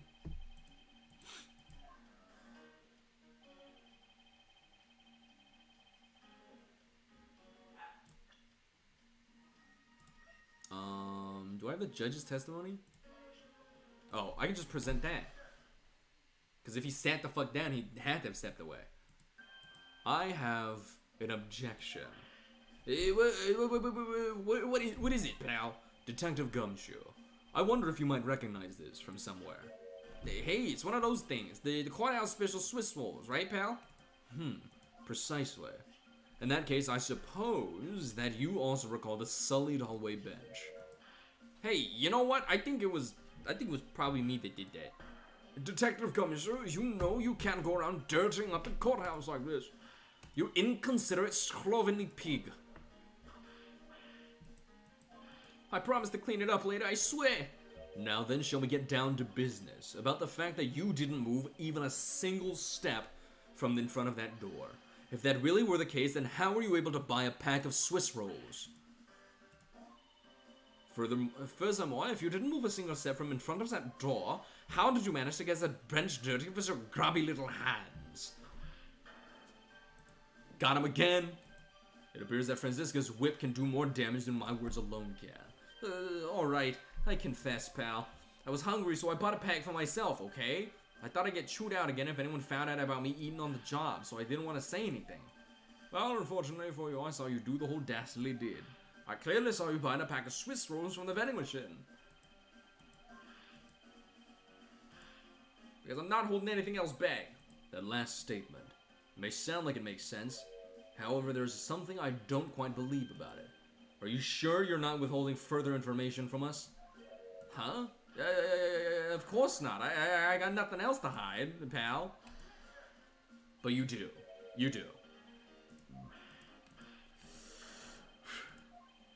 Detective Gumshoe, I'm sure you are aware of the price of a pack of Swiss rolls, correct? Huh? You remind me again, pal. That vending machine out in the hallway is selling packs of 2 Swiss rolls for $6 a pack. And yet, according to you, you didn't have any cash on you until you cashed your $5 annual bonus check. Isn't that right? Oh. Let me ask then, how did you manage to purchase a pack all by yourself? Can you provide me with a proper explanation to that? I told you I bought it by myself, pal. There wasn't anyone else in that hallway with me. So there's no one who could help me buy it. You're digging yourself deeper. Correct. As if you could. I mean, what are the chances that it... Wait, you do? Of course I do. What? How? Easy. Ka-chow.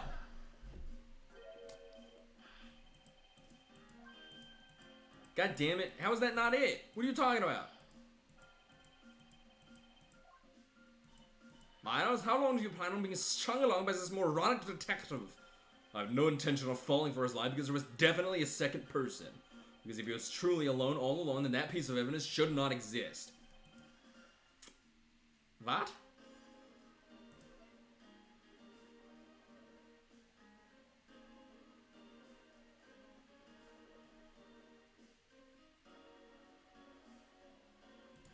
What?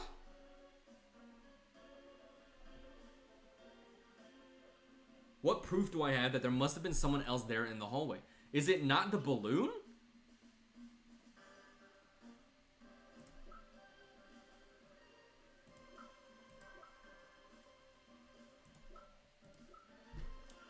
Not that. Not that. Not that. Not that. Not that. Not that. Not that.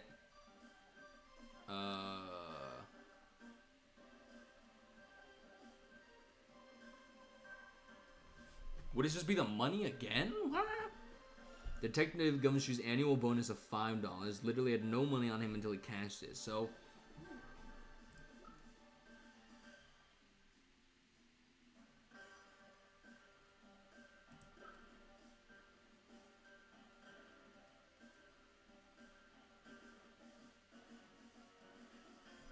Left on the hallway bench, Detective Gumshoe apparently sat here as he ate his Swiss roll. Try that. Ugh. Hey, you showed that to me not 2 seconds ago, pal. Ah, I think you're under the mistaken impression that I bought this pack of rolls. Wait, if you didn't buy it, the name means you must have stolen it. You thief? Wait, I would never do such a thing. All you liars are the same. You started as thieves. You're under arrest, pal. I believe you meant to assert that all thieves started as liars. And in that case, what does that say about you, detective?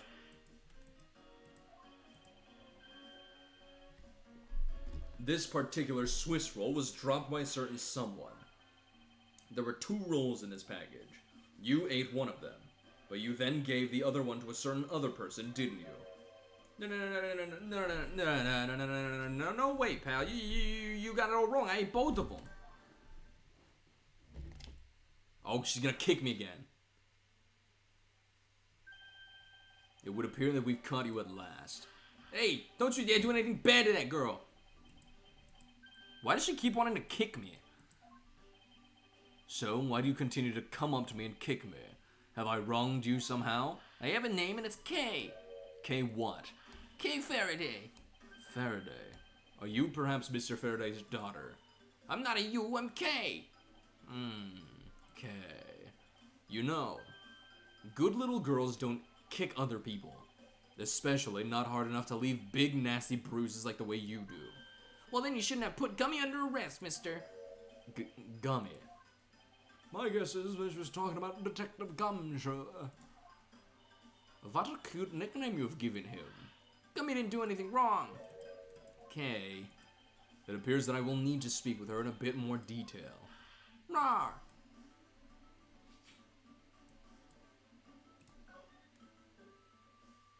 God, she's ready to fight. Now then, Kay. She's like a stray cat.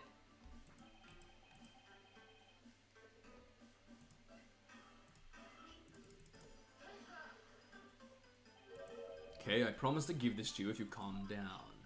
Oh, a Swiss roll! Wow, she calmed down fast. It really belongs to you though, doesn't it? Yeah, I was saving it for Daddy. Damn. Ouch. Your father. He's... don't you say another word, pal. She doesn't know yet. Thanks for watching out for me, Gummy. But I already know about Daddy. I overheard the guards talking about how Daddy's... he's not here anymore. I'm sorry. I'm sorry I couldn't protect him. Okay. I'm not gonna cry. I'm not gonna... Oh, poor little baby. Oh, poor little baby. How old is she here? Oh, there she is. She's only 10. Damn. It's alright. Let it all out. Your father just passed away, after all. I, myself, was also involved in a case at this courthouse when I was a young child. A case in which my father, who was a defense attorney, passed away. All of my dreams of becoming a lawyer were crushed into fine ash on that nightmarish day. Even now, the wound festers deep in the depths of my soul. Ever since that incident, I've dedicated myself to locking away every criminal I can. And now, to have this happen right in front of me. This child. I feel a certain shared fate, a common bond between us. Miles Edgeworth, what sort of gentleman are you? Are you going to just stand there and watch a lady cry? Ah, you're right. Sorry about that. Okay, here. How about we use this handkerchief here and dry your little eyes?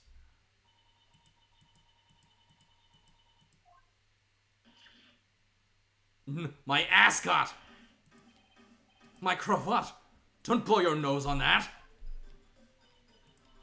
I feel better now. Thanks. Okay. Are you gonna be alright? Yep, I'm already alright. Somehow, I highly doubt that. But I'm not gonna push it. I promised Daddy I'd never cry in front of strangers. And you're a good kid, aren't you, Kay? You always keep your promises, right? That's right. Even if I can't see Daddy anymore, I'm still gonna keep all my promises. You're a very brave girl, Kay. You're a very good child for keeping the promises you made to your papa. I'll even testify that you didn't cry, just for you. Thank you very much, lady. Huh, it's nothing. I'm only telling the truth after all. It would appear that because her father was a respected prosecutor, Franziska is sympathetic to Kay's feelings. No, it's because she's literally 10.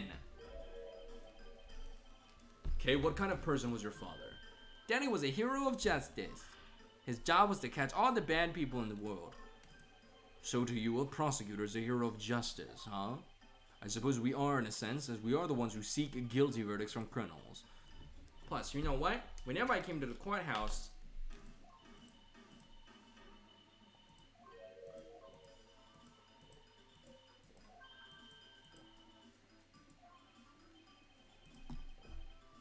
I see.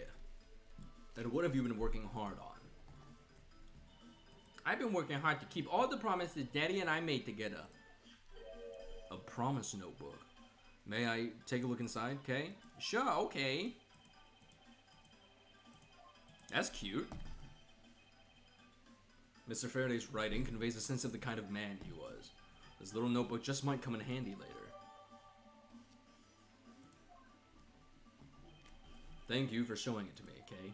I hope you'll continue to work hard and become a hero just like your father. Just like me! I'm gonna try. Hey, Kay, so I'm a detective that catches the bad people, right? That makes me a hero too. Yeah, you're really cool too, Gummy. Yeah, aren't I, Kay? What is with the two of them? They're on the same wavelength. I hand down verdicts of justice, so that makes me a hero too. Yes, and thanks to your also heroic testimony, you almost painted that detective as a vile criminal and sent him off to jail. I'm really sorry about that. Gummy is not a bad man, okay? Oh, she's gonna square up with the judge.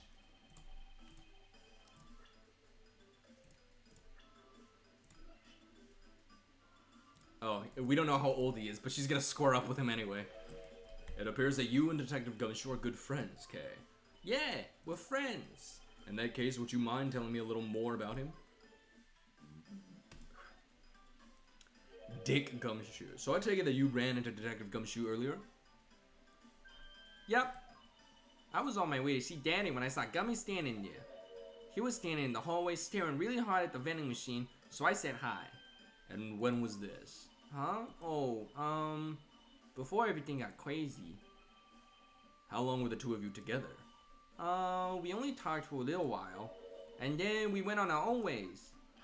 That's right, pal. Kay and I only talked for a little while, and that's it. Oh, which means we have now confirmed that Kay was in the hallway during the recess, isn't that right? Yeah, you got me. I told you to stop picking on Gummy, mister. Very well then. I'll just have to speak with the good detective in private later.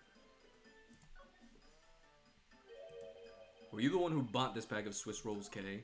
Well, I didn't really have a lot of money, and I somehow made $1 out of all the pennies and quarters I had. But that still wasn't enough, and I really, really wanted one. Come to think of it, she did come and ask me to exchange a handful of change for $1. And that's when you came and asked me to change your money, correct? Yeah, thanks a bunch for doing that, mister. Sure. But let me ask you, even with that $1, you still didn't have enough, correct? Well, that's why... Hey, if you bully Kay anymore, I'm gonna have to arrest you, pal. Need I remind you that you're the one already under arrest? Yow! I sense that Kay is gonna be less than forthcoming with this question. Sorry about your ruffly thing. Don't worry, Kay. I have a spare. So here, you can have this one. Oh my god, Cravatless K.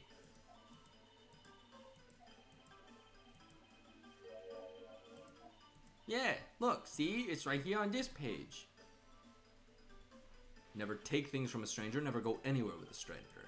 Alright, then I'm not giving this to you, I'm merely allowing you to borrow it. You can take it home, wash it nice and clean, then give it back to me next time we meet. Okay, Daddy never said I couldn't borrow things from strangers. Can I present her balloon to her? Now then, Detective Gumshoe. Uh-oh. I believe it is now crystal clear that you were with little K in that hallway. Ugh. Grr, I told you to stop being mean with Gummy. Minus Edgeworth, there is still something you have yet to resolve. I beg your pardon. You still haven't offered an explanation for why that man would lie to us. That's, well... Gummy, don't tell me you lie for my sake. Hey, don't worry about it, K. Everything's gonna be okay. Ah, so that's why. So, what was Detective Gumshoe's motive for lying? If you can't explain that, then you can't call this a perfect investigation. His reason for lying is very simple. What? Here's what I believe to be his reason. From simple observation of the detective's actions and his interactions with Kay, it's obvious the detective was lying for the young girl's sake. And this piece of evidence will show you exactly why.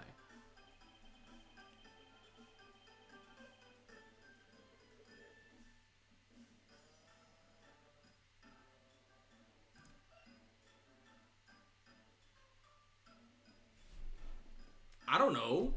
The balloon?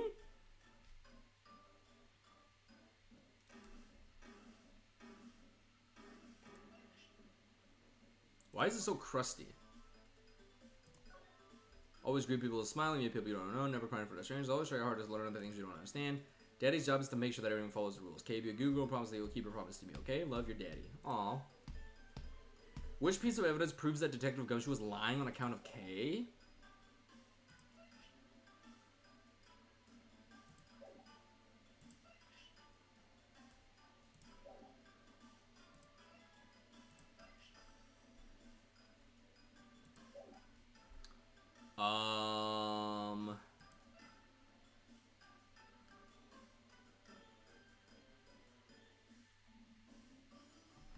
Which piece of evidence proves that Detective Gumshoe was lying on account of K? What the fuck?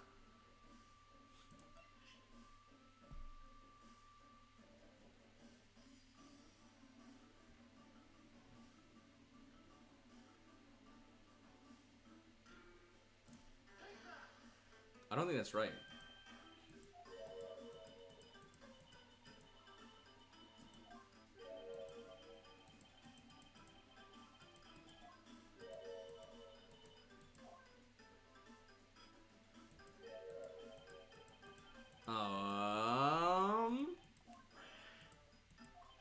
Well, thank God I didn't get hit.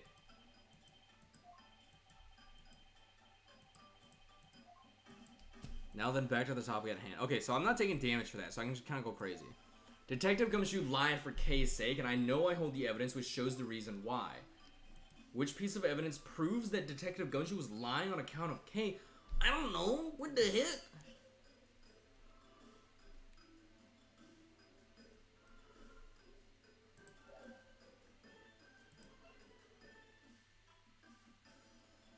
Proves that Detective Gumshoe was lying on account of K.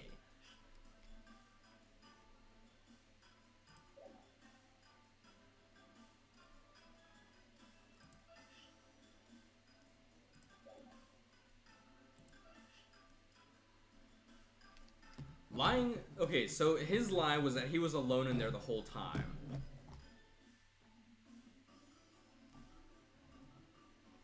Alone in the hallway, didn't hear signs of a struggle.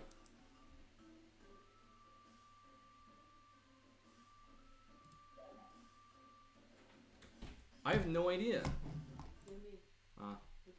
Okay. Bye-bye. Let's see. Which piece of evidence proves that Gumshoe lied on account of K?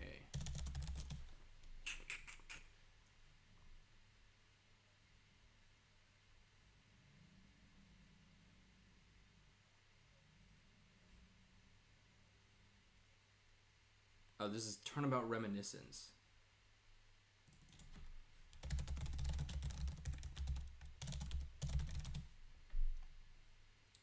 Turnabout Reminiscence. Let's do that. Give me one quick second, y'all. I gotta fucking figure this shit out because I can't. It is not occurring to me. So this is, I think, 4-2.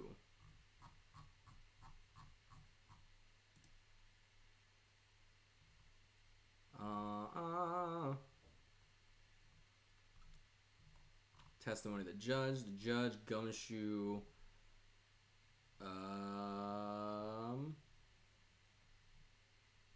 Now to find out why Gumshoe chose to hide the fact that he didn't tell us about the Swiss rolls. Should be pretty obvious right now why he was lying. Oh, what the fuck?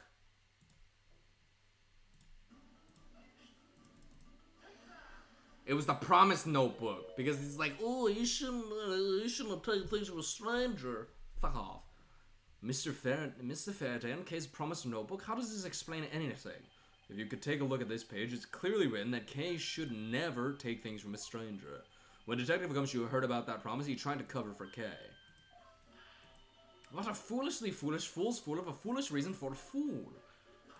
Yeah, I know, me too, buddy. Gummy, you lied because of me, didn't you? Because I'm your friend, Kay. Guess why? Gummy! At long last. Detective Gumshoe, can you please tell me the whole truth now? Guess there's no beating you, huh, pal? Okay, I'll spill the goods. I'd been standing guard for a while. I was getting really hungry and that snack vending machine was taunting me. But all the cash I had on knew was $5 and that wasn't enough to buy anything, right? After all, the cheapest item in that machine is a $6 pack of Swiss rolls. Yeah, but then, like an angel from heaven, Kay showed up. I was thinking about sharing a snack with Daddy, so I wanted to buy a Swiss roll. But I only had about $1 in coins. So we pulled my $5 and earned $1 together and bought a pack of Swiss rolls together. But I was worried about breaking one of my promises. So then Gummy said, Mr. Faraday's one scary guy when he gets mad. But don't worry, you won't get in trouble if I don't tell, right? Besides, you bought it with me. So you didn't really get it from me, you know? He told me it'd be okay. He gave me a whole roll to save and give to Daddy. Who knew that Scruffy could be so considerate? Indeed. Detective, I take it that you then sat down on the bench and ate the rolls together. Yeah, we split the other roll and ate it right then. The sweet taste of that cake's chocolate. I'll never forget it as long as I live, pal. Anyway, Kay, I believe this also belongs to you. Oh, that's from the balloon I popped. It's bad manners to leave garbage lying around, Kay. I'm sorry. Well, I guess I can't blame you for not showing this one piece of it. It was sitting high up on a windowsill where you couldn't see it. So just this once I forgive you. But that balloon, I wanted to surprise Gummy a little, so I popped it on purpose. And because of me, Gummy dropped his half of the Swiss roll. Wow, you really got me there, pal. Owned. So I thought maybe I should give Gummy this other roll. And then I saw you picking on Gummy, mister. So you kicked me, is that it? You sure are a feisty one. I'm really sorry, mister. It's alright. I'm perfectly unharmed. But about this Swiss roll. Would it be alright with you if I held on to it until Detective Gumshoe was cleared of all charges and free to go? Yeah, sure. Just make sure you give it to Gummy afterwards, okay? Of course, I promise. Now then, I believe we have proven beyond the shadow of a doubt that Detective Gumshoe was in the hallway for the entire duration of his duty, which undeniably proves that Detective Gumshoe could not have committed the double murders. Ew, who the fuck was that? That was awful. Actually, it proves just the opposite, Edgeworth. You've just shown that Detective Gumshoe is the only one who could have committed the crime. What do you mean? It's quite rude to eavesdrop, Miss Yu.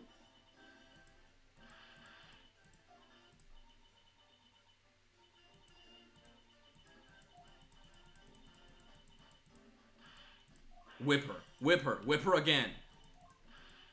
You're wrong, lady. Gummy's not the bad guy. Oh, and what have we here? What is a child doing here in a courthouse? Bailiff, please take this child in. She's booking it. I know. So what? Think that just because she's the victim's daughter, she gets to just run wild all around the crime scene? I think it's actually quite dangerous for her to speak nothing of getting underfoot. I suppose you're right. However, as long as we're in agreement on that point, let's get back to the real issue at hand. Now then, detective, you were in front of the door to lobby number 2 the entire time, correct? Yeah, but you see? Isn't it obvious that it could only be the detective? He is the only person who could have gone into lobby number 2 at the time of the murders.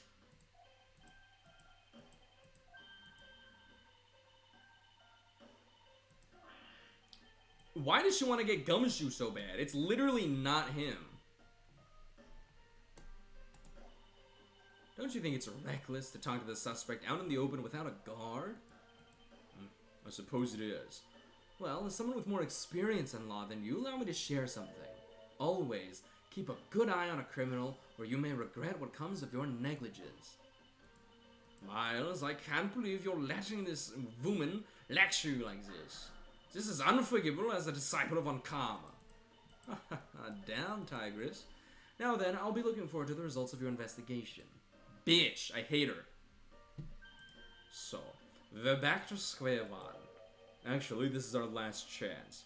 I can tell that if we fail to solve this case, Detective Gumshoe will be formally charged under all of the circumstantial evidence. This investigation is not over yet. There's still one location we have yet to inspect. It's where Detective Bad and Miss Yu were at the time of the crime. Lobby number 1.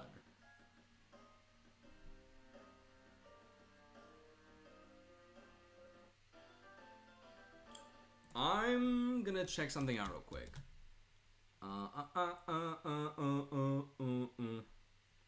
Ooh, so this part has 2 more parts. Jesus Christ. And the next part has 7.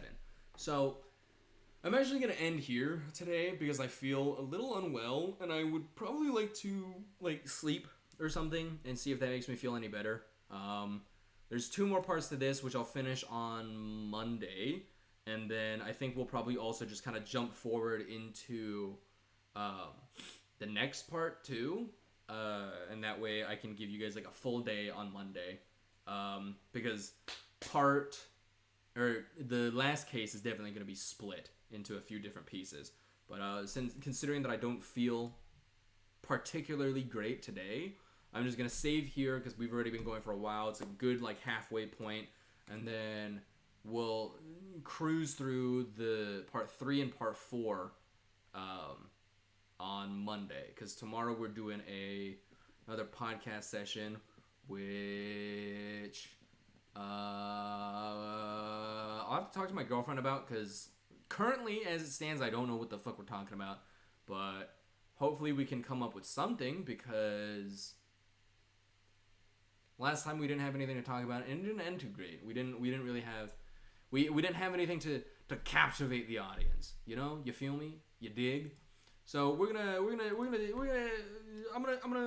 give her a quick little text massage. I'm gonna be like, hey, care to enlighten me?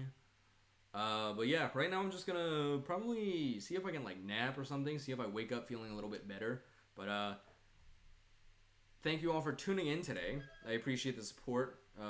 Hopefully next time I feel a little more up to it. I'm not quite sure why I don't feel so well today.